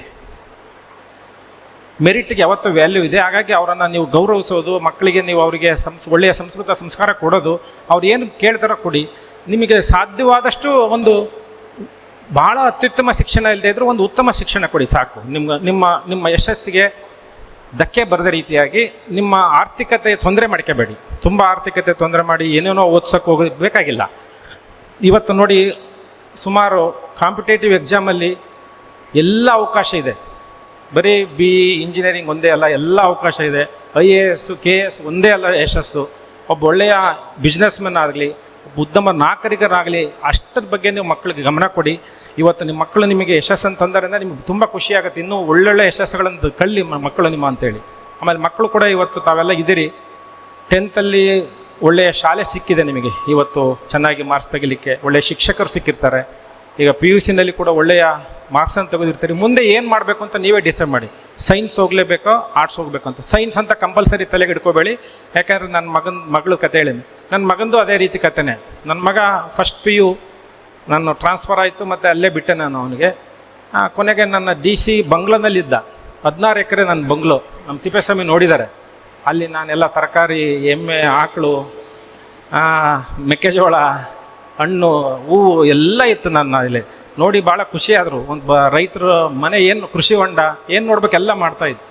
ಅಲ್ಲಿ ನನ್ನ ಮಗ ಅಂಥ ಮನೆಯಲ್ಲಿದ್ದನು ಟ್ರಾನ್ಸ್ಫರ್ ಆಯಿತು. ನಾನು ಹಾಸ್ಟ್ಲಿಗೆ ಹಾಕಿದ್ದೆ ಅವನಿಗೆ, ನನ್ನ ಮಗುಗೆ. ಹಾಸ್ಟ್ಲಲ್ಲಿ ತುಂಬ ಕಷ್ಟ ಆಯಿತು ಅವನಿಗೆ. ನನಗೆ ತುಂಬ ಕಷ್ಟ ಆಗ್ತದೆ. ಇರಬೇಕಾಗತ್ತಪ್ಪ, ಯಾಕಂದರೆ ಇದು ಅಧಿಕಾರ ಯಾವತ್ತು ನಾವು ಇವತ್ತಿರ್ತೀವಿ, ನಾಳೆ ಏನಾಗ್ತದೆ ಗೊತ್ತಿಲ್ಲ, ನೀವು ಹೊಂದ್ಕೋಬೇಕು ಅಂತೇಳಿ ಅಲ್ಲಿದ್ದ ಅವನು. ಕೊನೆಗೆ ಅವ್ನು ನೀಟ್ಗೆ ನಾನು ರೆಡಿ ಆಗ್ತೇನೆ ಅಂತೇಳಿ ಸುಮಾರು ಅವರಿಗೆ ವೀಕ್ಲಿ ಟೆಸ್ಟ್ ಮಾಡ್ತಾರೆ. 550 570 ಮಾರ್ಕ್ಸ್ ತೆಗಿತಾ ಇದ್ದ ನೀಟಲ್ಲಿ. ಈಗ ನಾನು ಕೇಳಿದೆ, ಮತ್ತು ನೀಟ್ ಮಾಡಿ ಮೆಡಿಕಲ್ ಮಾಡ್ತಿದ್ದೆ, ಇಲ್ಲ ಮಾಡೋದಿಲ್ಲ ಅಂದ. ಮತ್ತೇನು ಅಂದೆ, ನೀಟ್ ಮಾಡಿ ಪಾಸಾಗಿ ಮೆಡಿಕಲ್ ಸೀಟ್ ಸಿಕ್ಕರೆ ಹೋಗ್ಬಾರ್ದು ಅನ್ನೋದು ನನ್ನ ಗುರಿ ಐತಿ ಅಂತ ಅವನು. ಎಲ್ಲ ಜನಕ್ಕೆ ಹುಚ್ಚಿದೆ ನೀಟ್ ಮಾಡಿರ್ಬೇಕು ಅಂತೇಳಿ. ನೀಟ್ ಮಾಡ್ತೀನಿ ಬಟ್ ನಾನು ಮೆಡಿಕಲ್ ಮಾಡಲ್ಲ ಅಂತ. ಇಲ್ಲ ಬೇಡ, ಅಷ್ಟಕ್ಕೊಂದು ನಿಮ್ಮ ತಂದೆಗಿಂತ ಜಾಸ್ತಿ ಹುಚ್ಚಿಡಿಸ್ಕೋಬೇಡ ಅಂತೇಳಿ ಮೊನ್ನೆ ಹೇಳಿದ ಮೇಲೆ ಈಗ KSET ಅಥವಾ ಯಾವ್ದಾರ ಒಂದು ಇಂಜಿನಿಯರಿಂಗ್ ಒಂದು ಮಾಡ್ತೀವೋ ಅಥವಾ ಒಂದು ಯಾವ್ದಾರ ಒಂದು ಸೈನ್ಸ್ ಡಿಗ್ರಿ ಮಾಡು, ಕಾಂಪಿಟೇಟಿವ್ ಎಕ್ಸಾಮ್ಗೆ ಓದು. ಕಾಂಪಿಟೇಟಿವ್ ಎಕ್ಸಾಮ್ಗೆ ಓದಪ್ಪ ನಿನಗೆ ಇಷ್ಟ ಇಲ್ಲದಿದ್ರೆ ಅಂತಂದರೆ ನಾವು ಮಕ್ಕಳಿಗೆ ಅವರಿಗೆ ಬಿಟ್ಬಿಡ್ಬೇಕಾಗುತ್ತೆ. ನಾನು ಏನೇ ಓದಿದ್ರು ಕೂಡ ಅವ್ರದ್ದು ಬೇರೆ ಥಿಂಕಿಂಗ್ ಇರುತ್ತೆ. ಈಗ ಒಬ್ಬ ನೀಟ್ ಓದಿ ನಾನು ಡಾಕ್ಟ್ರ್ ಆಗಲ್ಲ ಅನ್ನೋ ಅಷ್ಟು ತಲೆ ಕೆಟ್ಟಿದೆ ಅಂದರೆ ನೀಟ್ ಎಷ್ಟು ಹುಚ್ಚಿಡಿಸ್ಬೋದು ಮಕ್ಕಳಿಗೆ ಮತ್ತು ಪೇರೆಂಟ್ಸ್ಗೆ ಇವತ್ತು. ಅದಕ್ಕೆ ಅವ್ರವ್ರ ಮಕ್ಕಳಿಗೆ ಓದಲಿ, ಏನು ಓದಿದ್ರು ನೀಟೂ ಒಳ್ಳೆಯದು, JEE ಒಳ್ಳೆಯದು, NET ಮಾಡ್ತಾನೆ ಮಾಡಲಿ, ಡಿಗ್ರಿ ಯಾವುದಾರ ಒಂದು ಡಿಗ್ರಿ ಮಾಡ್ತಾರೆ, BCom ಮಾಡಲಿ, LLB ಮಾಡಲಿ, ಏನಾರ ಮಾಡಲಿ, ಒಬ್ಬ ಉತ್ತಮ ನಾಗರಿಕನಾಗಲಿ ಸಮಾಜದಲ್ಲಿ. ಅವನು ನಿಮಗೆ ಕಿರೀಟ ತಂದು ಕೊಡೋದು ಬೇಡ, ಕಳಂಕ ತರದೇ ಇರಲಿ ಅಷ್ಟೇ. ನಿಮ್ಮ ಮಕ್ಕಳು ನಿಮಗೆ ಕಳಂಕ ತರದೇ ಇರಲಿ. ನೀವು ಕಿರೀಟ ನಿರೀಕ್ಷೆ ಮಾಡಬೇಡಿ. ಯಾಕೆಂದರೆ ನಾನು ಇವತ್ತು ಕಿರೀಟ ಇದೆ, ನಮ್ಮ ತಂದೆ ತಾಯಿ ಇಲ್ಲ ನೋಡಲಿಕ್ಕೆ, ಏನು ಮಾಡ್ತಿರ್ತವ? ಕಿರೀಟ ಇದೆ ನನಗೆ, ನನ್ನ ತಂದೆ ತಾಯಿ ಇಲ್ಲ ನೋಡಲಿಕ್ಕೆ. ನಾನು ಹೇಳಿದೆ, ಯಶಸ್ಸಿಗೆ ಯಾರು? ತಂದೆ ಮತ್ತು ತಾಯಿ ಇಬ್ಬರೇ. ಇವತ್ತಿಲ್ಲ ನನಗೆ. ಹಾಗಾಗಿ ತುಂಬ ಭ್ರಮೆಗೆ ಹೋಗಬೇಡಿ. ನಿಮ್ಮ ಮಕ್ಕಳು ನಿಮಗೆ ಕಳಂಕ ತರದೇ ಇದ್ದರೆ ನಿಮ್ಮ ಜನ್ಮ ಸಾರ್ಥಕ. ನಿಮ್ಮ ಇಂಥರ ಮಕ್ಕಳಪ್ಪ ಅಂತಾರೆ. ಇವತ್ತು ನನಗೆ ನನ್ನಿಂದ ನಾನು ಗುರುತಿಸಲ್ಲ ನಮ್ಮ ತಂದೆನ, ನಮ್ಮ ತಂದೆಯಿಂದ ನಾನು ಗುರುತಿಸ್ತಾರೆ. ಅದು ನನಗೆ ಈಗಲೂ ಗೌರವ. ಯಾರು ಗಂಗನಕಟ್ಟೆ ಸ್ವಾಮಿಯವ್ರ ಮಗ ಅಂತಾರೆ. ಇದಕ್ಕಿಂತ ಗೌರವ ಏನು ಬೇಕು? ನಮ್ಮ ಟೀಚರ್ಸ್ ಇಲ್ಲೆಲ್ಲ ಇದ್ದಾರೆ, ನಮ್ಮ ಮೇಷ್ಟ್ರು ಮಗ ಅಂತಾರೆ. ನನಗೆ ಅದೇ ಖುಷಿ. ಇವ್ರ ತಂದೆ ಮೇಷ್ಟ್ರು ಅಂತ ಹೇಳಲ್ಲ, ಮೇಷ್ಟ್ರು ಮಗ DC ಅಂತಾರೆ, ಮೇಷ್ಟ್ರ ಮಗ IAS ಅಂತಾರೆ. ಇದು ನಾವು ತಂದೆ ತಾಯಿಗಳಿಗೆ ಕೊಡಬೇಕಂತ ಗೌರವ. ಮಕ್ಕಳೆಲ್ಲ ಇದು ತಿಳ್ಕೊಬೇಕಲ್ಲಿರ. ನೀವು ನಿಮ್ಮ ತಂದೆಯಿಂದ ಗುರುತಿಸ್ಬೇಕೇ ವಿನಃ ನಿಮ್ಮಿಂದ ನಿಮ್ಮ ತಂದೆ ತಾಯಿ ಗುರುತಿಸಬಾರ್ದು. ಆ ಭ್ರಮೆಗೆ ಹೋದರೆ ನಾವು ಹುಚ್ಚರಾಗಿಬಿಡ್ತೀವಿ. ತಂದೆ ತಾಯಿಗೆ ಗೌರವ ಕೊಡೋದನ್ನು ಬಿಟ್ಬಿಡ್ತೀವಿ ನಾವು, ನನ್ನಿಂದಪ್ಪ ಅಂತೇಳಿ. ಹಾಗಾಗಿ ಯಾವುದೇ ಕಾರಣಕ್ಕೂ ನೀವೆಲ್ಲ ಮಕ್ಕಳಿದ್ದೀರಿ.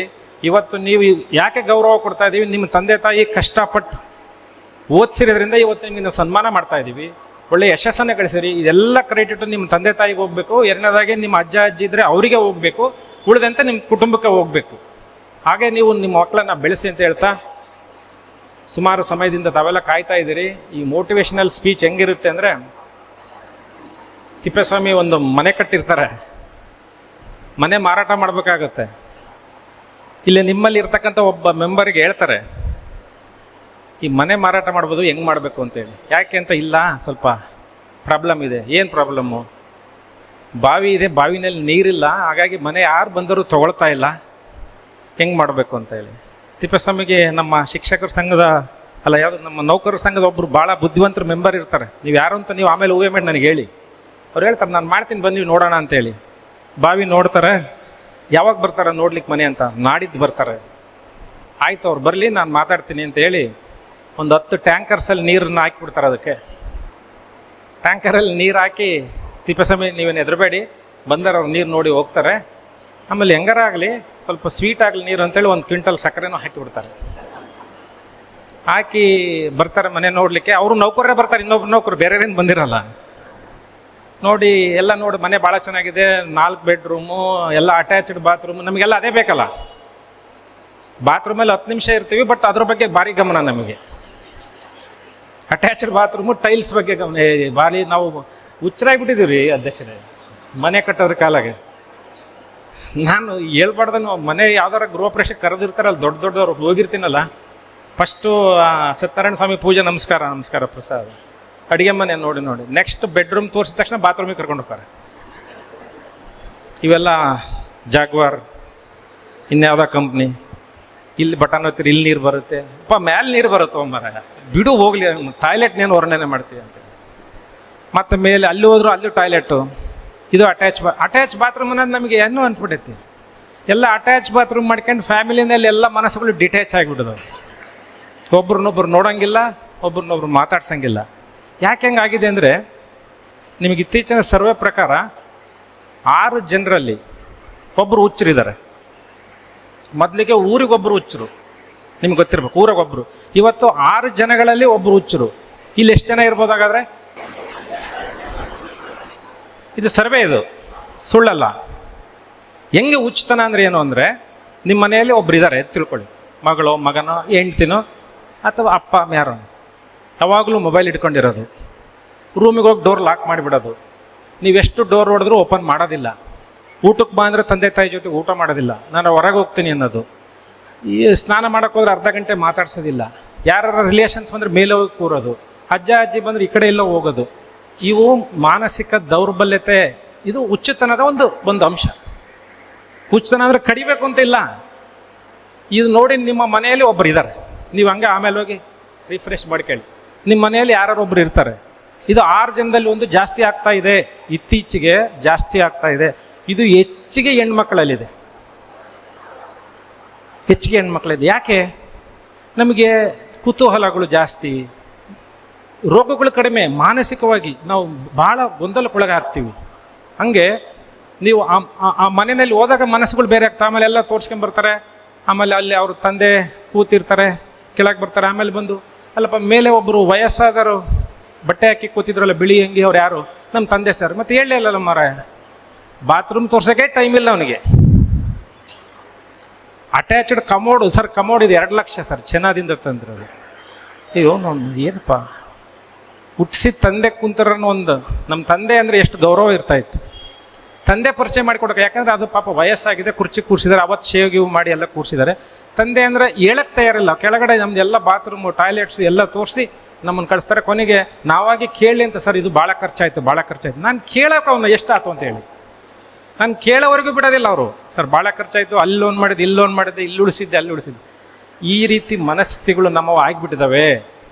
ಹಾಗಾಗಿ ಬಾಂಧವ್ಯಗಳ ಮುಂದೆ, ಭಾವನೆಗಳ ಮುಂದೆ ನಿಮ್ಮ ಹಣ, ಅಂತಸ್ತು, ಅಧಿಕಾರ ಯಾವುದೂ ಇರಲ್ಲ. ಹಾಗಾಗಿ ನಾನು ಇವತ್ತು ಇಲ್ಲಿ ಬರ್ಲಿಕ್ಕೆ ಕಾರಣನೂ ಒಂದು ದಾವಣಗೆರೆ ಅನ್ನೋದು ಒಂದು ಬಾಂಧವ್ಯ ಅಷ್ಟೇ ಇರ್ಬೋದು. ನಾನು IAS ಇದ್ರೆ ನನಗಾಗುತ್ತೆ, ನಿಮಗೇನು ಸಂಬಂಧ? ನಾನೆಲ್ಲೋ ಜಿಲ್ಲಾಧಿಕಾರಿ ಆಗಿದ್ರೆ ಏನಾಯಿತು, ಸರ್ಕಾರ ಸಂಬಳ ಕೆಲಸ ಮಾಡ್ತೀನಿ, ಏನು ನಿಮಗಿಂಥದ್ದೇನಿದೆ ನನ್ನಿಂದ? ಬಟ್ ನಾನು ಒಂದು ಭ್ರಮೆನಲ್ಲಿ ಬದುಕೋದಿಲ್ಲ, ವಾಸ್ತವದಲ್ಲಿ ಬದುಕ್ತಾ. ಹಾಗಾಗಿ ನಾನು ಮಾತಾಡೋ ಅನೇಕ ಸಾರಿ ವೈರಲ್ ಆಗ್ತವೆ, ನಿಮಗೆ ಗೊತ್ತಿರ್ಬೋದು, ತುಂಬ ವೈರಲ್ ಆಗಿ ಭಾಳ. ನಾನು ಒಂದು 8 ತಿಂಗಳು ಯಾವುದೋ ಫಂಕ್ಷನ್ಗೆ ಹೋಗಿಲ್ಲ, 8 ತಿಂಗಳಾದಮೇಲೆ ಇಲ್ಲಿ ಬಂದಿರೋದು. ನಾನೇ ಅವಾಯ್ಡ್ ಮಾಡಿದ್ದೆ. ತುಂಬ ಮಠಮಾನ್ಯಗಳು, ಶಾಲೆಗಳು ಅಲ್ಲಿ ಇಲ್ಲಿ ಕರಿತಾ ಇರ್ತಾರೆ ನನಗೆ, ಬಂದು ನೀವು ಹೇಳಿ ಅಂತ. ಹಾಗೆ ಇವರು ಏನು ನೀರು ಹಾಕಿ ಮನೆ ಮಾರಿ ಕೊಟ್ಟು ಹೋದ್ಮೇಲೆ ನೀರು ಬತ್ತಿ ಹೋಗುತ್ತೆ. ಹಾಗೆ ನಾವು ಕೊಡ್ತಕ್ಕಂಥ ಇನ್ಸ್ಪಿರೇಷನಲ್ ಸ್ಪೀಚು ಆ ಮಾರಾಟ ಮಾಡೋ ತನಕ ಮಾತ್ರ ಇರುತ್ತೆ. ಮನೆ ಮಾರಾಟ ಮಾಡಿದ ಮೇಲೆ ಬ್ರೋಕರಿಗೆ ಬೈದು ಕಳಿಸ್ಬಿಡ್ತಾರೆ ಅವರು. ಏನಪ್ಪ ಎಂಥ ಮನೆ ಕೊಡಿಸಿದೆ, ನೀರು ಹೋಗಿ, ಇಲ್ಲಪ್ಪ ಚೆನ್ನಾಗಿತ್ತು, ನಿಂದೇನೋ ವಾಸ್ತುಗಿಷ್ಟು ಪ್ರಾಬ್ಲಮ್ ಇರಕಂದ್ರೆ ನೀರು ಹೋಗಿದೆ ಅಂತೇಳಿ ಮತ್ತೊಂದು ಚಿಡ್ಸು ಅವನ್ನ. ತಿಪ್ಪೇಸ್ವಾಮಿ ಇಲ್ಲ ಚೆನ್ನಾಗಿತ್ತಪ್ಪ, ನಿನ್ನ ಆಸ್ತಿ ಏನೋ ಚೇಂಜ್ ಮಾಡ್ಕೊಂಬಿಟ್ಟಿದೆಯಾ ನೋಡು ಅಂತೇಳಿ. ಅವನು ಆಸ್ತಿ ಹಿಂದೋಗಿ ಮತ್ತೆ ಮನೆಯೆಲ್ಲ ಕಡ್ದು ಮೂಲೆನೆಲ್ಲ ರೂಮೆಲ್ಲ ಕಿತ್ತು, ಟಾಯ್ಲೆಟ್ ಇಲ್ಲಿದ್ದದ್ದು ಅಲ್ಲಿಗೆ ಹಾಕಿ, ಅಡುಗೆ ಮನೆ ಇದ್ದದ್ದು ಅಲ್ಲಿಗೆ ಹಾಕಿ, ಕೊನೆಗೆ ಹುಚ್ಚಿಡ್ಸಿ, ಕೊನೆಗೆ ಬಾವಿಗೂ ನೀರು ಬರಲ್ಲ, ನಿಮಗೂ ಹುಚ್ಚು ಬಿಡೋದಿಲ್ಲ. ಹಿಂಗಾಗಿ ನಮ್ಮ ಹೋಗಿ ನನ್ನ ಇನ್ಸ್ಪಿರೇಷನಲ್ ಸ್ಪೀಚ್ ಹಂಗೆ ಆಗಬಾರ್ದು ಅಂತೇಳಿ ನಾನು ಅದಕ್ಕೆ ಹೇಳ್ತೀನಿ. ಮನೆ ಮಾರಾಟಕ್ಕೋಸ್ಕರ ನನ್ನ ಬ್ರೋಕರಾಗಿ ಕರೆಸ್ಬೇಡ ತಿಪ್ಪೇಸ್ವಾಮಿ. ಇಲ್ಲಿಂದ ಮುತ್ತೆ ಹೋಗಿ ನಾವು ಜೀವನದಲ್ಲಿ ಉಪಯೋಗಿಸ್ಕೊಳ್ದೇ ಇದ್ದರೆ ಏನಾಗುತ್ತೆ ಅಂತೇಳಿ ತಾವೆಲ್ಲರೂ ನನ್ನನ್ನು ಕರೆಸಿದಿರಿ. ನನ್ನ ಅನುಭವಗಳನ್ನು ಭಾಳ 8 ತಿಂಗಳ ನಂತರ ತಮ್ಮಿದ್ರಿಗೆ ಮಾತಾಡ್ತೇನೆ. ಯೂಶ್ವಲಿ ನಾನು ಹೋಗ್ತಾ ಇರಲಿಲ್ಲ, ಸುಮ್ಮನೆ ಯಾಕೆ ಏನೋ ಮಾತಾಡೋದು, ನೀವೇನೋ ಒಂದು ಕಮೆಂಟ್ ಮಾಡೋದು ಅಂತೇಳಿ ಒಂದು ಯಾವುದೋ ಫಂಕ್ಷನ್ಗೆ ಹೋಗಿಲ್ಲ ನಾನು. ಭಾಳ ದಿವಸದ ನಂತರ ನಮ್ಮ ದಾವಣಗೆರೆಯಿಂದ ಖುಷಿಗೆ ನಿಮ್ಮನ್ನೆಲ್ಲ ನೋಡಲಿಕ್ಕೆ ಬಂದೀನಿ. ನಮ್ಮ ಈ ಸಂಘ ನೌಕರರ ಪರಿಷತ್ ಏನು ಮಾಡಿದಿರಿ, ಪತ್ತಿನ ಸಹಕಾರ ಸಂಘ ಚೆನ್ನಾಗಿ ಬೆಳೀಲಿ. ನಾನು ಹೇಳಿದ್ದೀನಿ, ನಾನು ಹೇಳಿ ರೀತಿಯಲ್ಲಿ ಮಾಡಿ ಬೆಸ್ಟ್ ಸಂಘ ಆಗುತ್ತೆ. ಅವರಿಗೆ ಬ್ಯಾಂಕ್ ಬಡ್ಡಿ ಕೊಡಿ, ಬ್ಯಾಂಕ್ ಬಡ್ಡಿ ಇಸ್ಕೊಳ್ಳಿ. ನೀವೇನೋ ನಿಸ್ವಾರ್ಥ ಸೇವೆಯಲ್ಲಿ ಇರ್ತೀರಿ, ಯಾರು ಏನಂತದೇನಿರಲ್ಲ. ಸೊ ಒಂದು ಸ್ವಲ್ಪ ಸಣ್ಣ ಪುಟ್ಟ ಖರ್ಚು ಇಟ್ಕೊಂಡು, ಸೊ ದಟ್ ಅವರಿಗೆ ಒಂದು 10 ಲಕ್ಷ ಸಿಗಲಿ. ನಾವು ಡೆಪಾಸಿಟ್ ಮಾಡ್ತೀವಿ, ಬೇರೆ ಬ್ಯಾಂಕ್ ಇರೋ ಬದಲು ನಿಮ್ಮ ಬ್ಯಾಂಕಲ್ಲಿ ದುಡ್ಡು ಇಡ್ತೀವಿ. ನಮ್ಮದು ಹಂಗೆ 1 ಲಕ್ಷ 2 ಲಕ್ಷ ಎಲ್ಲರ ಅಕೌಂಟಲ್ಲಿ ಇದೆ, ಈಗ ಅವರು ಇಡ್ತಾರೆ ನಿಮಗೆಲ್ಲ ಅಂತ ಹೇಳ್ತಾ ಇದೇ ರೀತಿ ಪ್ರೋತ್ಸಾಹಗಳು ನಡೀಲಿ. ಯಾರ್ಯಾರು ನಿಮಗೆ ಈ ಸಂಘದಲ್ಲಿರ್ತಕ್ಕಂಥ ಎಲ್ಲ ಸದಸ್ಯರು, ಅವ್ರ ಮಕ್ಕಳು, ಅನೇಕ ಜನ ಇನ್ನೂ ಮಾಡಿರ್ತಾರೆ, ಇನ್ನು ಗ್ರ್ಯಾಜುಯೇಷನಲ್ಲಿ ಒಳ್ಳೆ ಉತ್ತಮ ಸಾಧನೆ ಮಾಡಿರ್ತಾರೆ, ಅವ್ರವ್ರ ಮಕ್ಕಳು ಬಿಸ್ನೆಸ್ ಸಾಧನೆ ಮಾಡಿರ್ತಾರೆ. ಯಾವುದಾದ್ರು ಅವಕಾಶ ಸಿಕ್ಕಲ್ಲಿ ಅವ್ರಿಗೆಲ್ಲ ಗೌರವಿಸಿ, ಮಕ್ಕಳು ಕೂಡ ಚೆನ್ನಾಗಿ ಓದಿ. ಇಲ್ಲಿರ್ತಕ್ಕಂಥ ಎಲ್ಲ ಮಕ್ಕಳು ನಿಮಗೆ ಭಾಷಣ ತುಂಬ ಜನ ಹೇಳ್ತಾರೆ, ಬಟ್ ಒಂದೊಂದು ಸಲ ನಿಮಗೆ ಬೇಜಾರಾಗುತ್ತೆ, ಸಹಜ, ಬಟ್ ಓದಬೇಕಾಗತ್ತೆ. ನಾನು ಈಗಲೂ ಕೂತ್ರೆ 14ರಿಂದ 15 ಗಂಟೆ ಕೂತು ಓದ್ತೇನೆ ಈಗಲೂ. ಬೆಳಗ್ಗೆ 7 ಗಂಟೆಗೆ ಕೂತ್ರೆ ರಾತ್ರಿ 11 ಗಂಟೆ ತನಕ ಓದ್ತೀನಿ. ನನ್ನ ಮಕ್ಕಳೇ ಶಾಕ್ ಆದ್ರು, ಪಪ್ಪ ನಿನಗೆ ಹುಚ್ಚಿಡ್ದು ಬಿಡುತ್ತೆ ಅಂತೇಳಿ. ಹುಚ್ಚು ಹಿಡಿಸ್ಕೋಬೇಕು ಓದಬೇಕು ಅಂದರೆ. ಹುಚ್ಚು ಯಾರು ಹಿಡಿಸ್ಕೊಂತಾರೋ ಓದ್ರಲ್ಲಿ ಅವ್ರು ಮಾತ್ರ ಸಾಧ್ಯ. ಹುಚ್ಚು ಹಿಡಿಸ್ಕೋಬೇಕು, ಬೇರೆದ್ರಾಗ ಹುಚ್ಚು ಹಿಡಿಸ್ಕೋಬಾರ್ದು. ನಾನು ಹೇಳ್ತೀನಲ್ಲ, ಯಾಕೆಂದರೆ ಓದಬೇಕು.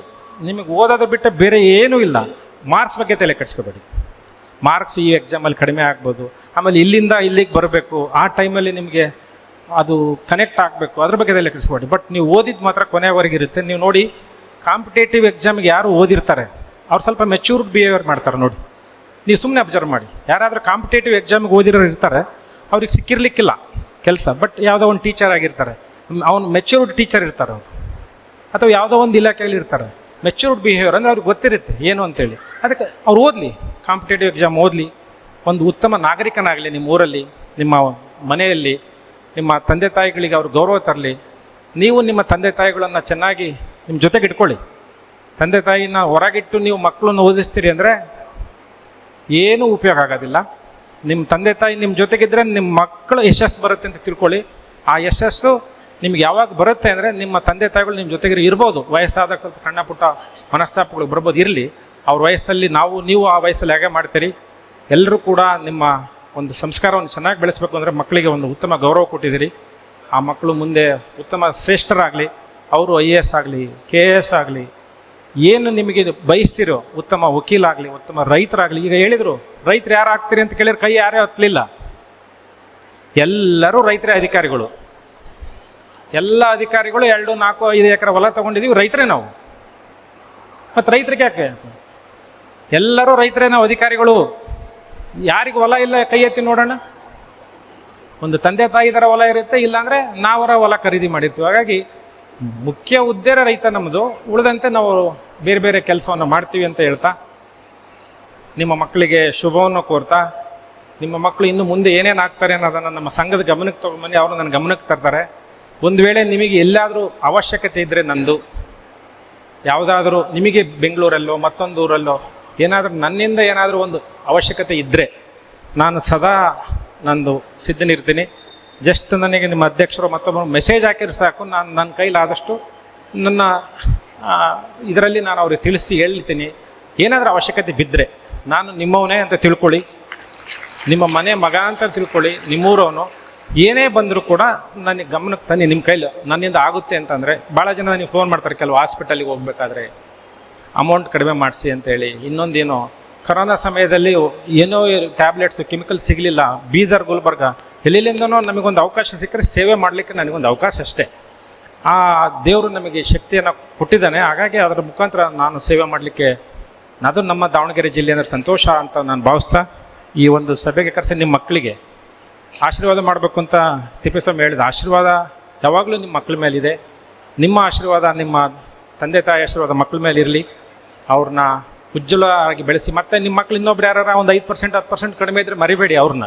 ಮತ್ತು ಇವ್ರನ್ನೇ ಬೇರೆ ಮಾತಾಡಿಸಿ ಅವ್ರನ್ನ ನೀವು ಮಾತಾಡ್ಸಿದೆ, ನೀನು ಸರಿಯಾಗಿ ಓದಿಲ್ಲ ಅನ್ಬೇಡಿ. 70, 50 ಫೇಲ್ ಆದ ಮಗನೇ ನಿಮ್ಗೆ ಸಾಕೋದು ಕೊನೆಗೆ. ಯಾಕಂದರೆ ಅವ್ನ ಮನೆಗೆ ಇಲ್ಲಿರ್ತಾನೆ, ಉಳಿದರೆಲ್ಲ ಬೇರೆ ಕಡೆ ಹೋಗಿರ್ತಾರೆ. ಹಾಗಾಗಿ ಮಕ್ಕಳನ್ನು ಈಕ್ವಲ್ ಪ್ರೀತಿಸಿ, ಹೆಣ್ಣು ಮಗು ಆಗಲಿ ಗಂಡು ಮಗು ಆಗಲಿ, ದೊಡ್ಡರವರಿಗೆ ಚಿಕ್ಕಲಾಗಲಿ, ಎಲ್ಲರಿಗೂ ಮಕ್ಕಳನ್ನು ಸಮಾನತೆಯಲ್ಲಿ ಸ್ವೀಕರಿಸಿ, ಯಶಸ್ಸನ್ನು ಕೂಡ ಸಮಾನತೆಯಲ್ಲಿ ಸ್ವೀಕರಿಸಿ. ಇವತ್ತು ಬಂದರೆ ಯಶಸ್ಸು ನಿಮಗೆ ನಿಮ್ಮ ಮಕ್ಕಳು ತಂದಿರು ಕೊಡ್ತಂಥ ಗೌರವ. ಆ ಗೌರವನ ನೀವು ಕೊನೆವರೆಗೆ ಉಳಿಸ್ಕೊಂಡು ಮಕ್ಕಳಿಗೆ ಒಂದು ಉನ್ನತ ದಾರಿ ಎರೀಲಿ ಅಂತ ಹೇಳ್ತಾ, ನನ್ನನ್ನು ಕರೆಸಿ ನೌಕರರ ಸಂಘ ಮತ್ತು ಪತ್ತಿನ ಸಹಕಾರ ಸಂಘದವರು ಕರೆಸಿದೆ ಮಾತಾಡಲಿಕ್ಕೆ ಅವಕಾಶ ಮಾಡಿಕೊಟ್ಟದಂಥ ಎಲ್ಲ ನಮ್ಮ ಅಧ್ಯಕ್ಷರು, ನಮ್ಮ ಲೋಕಣ್ಣ ಮಾಗೋಡ್ರು ಭಾರಿ ಟೆನ್ಷನ್ ಮಾಡ್ಕೊಂಬಿಟ್ಟಿದ್ರು. ಅವರು ಫಂಕ್ಷನ್ ಮಾಡೋದು ತುಂಬ ಕಷ್ಟ, ಎಲ್ಲರಿಗೂ ಮಾತಾಡೋಕ್ಕೆ ಅವಕಾಶ ಕೊಡಲೇಬೇಕು. ಇಲ್ಲದ್ರೆ ನಾಳೆ ನಾನೇನು ಇವತ್ತು ಹೋಗ್ಬಿಡ್ತೀನಿ ಬಂದು, ನಾಳೆ ಅವ್ರಿಗೆ ಬೇಕಲ್ಲ. ನಮ್ಮ ಅಧ್ಯಕ್ಷರು ಎಲ್ಲರ ಹೆಸರು ಹೇಳಲೇಬೇಕು. ಒಬ್ಬರದ್ದು ಮಿಸ್ ಮಾಡಿದ್ರೆ ನೀವು, ವೀರೇಶ್ ಒಡನ್ಪುರ್ ಸರ್ ನಾನು ಹೆಸರು ಹೇಳಿಲ್ಲ ಅಧ್ಯಕ್ಷ. ಇವೆಲ್ಲ ಭಾರಿ ಟೆನ್ಷನ್ ಇದೆ ಫಂಕ್ಷನ್ ಮಾಡೋದು. ನಾನು 3.5 ಲಕ್ಷ ಜನ ಸೇರಿಸಿ ಫಂಕ್ಷನ್ ಮಾಡಿದ್ದೀನಿ. 3.5 ಲಕ್ಷ ಜನ. ಮೇ 20, 2020 ಇಡೀ ಇತಿಹಾಸದಲ್ಲಿ ಗೌರ್ಮೆಂಟ್ ಫಂಕ್ಷನ್ ಯಾವುದೂ ಆಗಿಲ್ಲ. 3.5 ಲಕ್ಷ ಜನ ಸೇರಿಸಿ ಎಷ್ಟು ತೊಂದರೆ ಆಗುತ್ತೆ ಗೊತ್ತಾ? ಅವ್ರಿಗೆ ಆ ಚೇರು, ಇವ್ರಿಗೆ ಈ ಚೇರು, ನಡುವೆ ಕೂರಿಸ್ಬೇಕು. ಅಧ್ಯಕ್ಷ ನಿಮಗೆ ಕಿರಿಕಿರಿ, ಇವು ನಿಮಗೆ ಭಾಳ. ನಾನಲ್ಲಿ ಕೊನೆಗೆ ಅಧ್ಯಕ್ಷರವ್ರಿಬ್ಬರಪ್ಪ ನಾವು ಹಿಂದೆ ಕೂತ್ಕೊಂತೀವಿ, ಎಲ್ಲರ ಮುಂದೆ ಕೂತ್ಕೊಳ್ಳಿಂದ ಪರಿಸ್ಥಿತಿ ಬರ್ತೈತಿ. ನಿಮಗೆ ಈಜಿ ಇದು. ಈ ಸ್ಟೇಜ್ ಮೇಂಟೈನ್ ಮಾಡೋದಿದೆಯಲ್ಲ ಭಾಳ ನಾವು ನಾವೆಲ್ಲ ಒಂದಿನ ಬಂದು ಭಾಷಣ ಮಾಡಿ ಹೋಗ್ಬಿಡ್ತೀವಿ. ಅನುಭವಿಸ್ರಿ ನೀವು. ಅದಕ್ಕೆ ಅವ್ರಿಗೆ ಹೇಳಿದೆ, ಲೋಕಣ್ಣ ಅವ್ರಿಗೆ, ತಲೆ ಕೆಡಿಸ್ಕೊಬೇಡ್ರಿ, ನೀವು ಸುಮ್ಮನೆ ನಿಮ್ದು ಏನು ಆರಾಮಾಗಿ ಕೂತ್ಕೊಂಡು ಟೆನ್ಷನ್ ಮಾಡ್ಕೊಂಬಿಡಿದ್ರು ಸರ್, ನೀವು ಮಾತಾಡ್ಬೇಕು, ಟೈಮ್ ಆಕತ್ತೆ, ನೀವು ಮಾತಾಡೋಕ್ಕಂತ ಟೆನ್ಷನ್ ಮಾಡ್ಕೊಂಡು ಬಿ ಪಿ ಜಾಸ್ತಿ ಆಗ್ಬಾರ್ದಲ್ಲ ಮತ್ತೆ. ಬಿ ಪಿ ಇದೆಯಾ? ಹಾಂ ನೋಡಿ, ಅವ್ರೇನು ನಗ್ತಾ ಇದ್ದಾರೆ ಅಷ್ಟು ಖುಷಿಯಾಗಿ. ಅದಕ್ಕೆ ಇಂಥದ್ರಲ್ಲಿ ನಾವು ತೊಗೋಬಾರ್ದು ಟೆನ್ಷನ್ ಅಂತ ಹೇಳೋದು. ನಾನೀಗ ನಿಮಗೆ ಇನ್ನೂ ಭಾಳ ಉದಾಹರಣೆ ಹೇಳ್ತೀನಿ. ಅನೇಕ ಈ ಸ್ಟೇಜ್ ಮೇಲೆ ಕೂತಿರೋರು ಭಾಳ ಜನದ ಕಿಡ್ನಿ ಹೋಗಿದೆ, ಗೊತ್ತಾ ನಿಮಗೆ? ಸ್ವಾಮೀಜಿಗಳು, ಹಿರಿಯ ವಯಸ್ಸಾದ ರಾಜಕಾರಣಿಗಳು ಕಿಡ್ನಿ ಹೋಗುತ್ತೆ. ಯಾಕೆ ಹೇಳಿ ನೋಡೋಣ?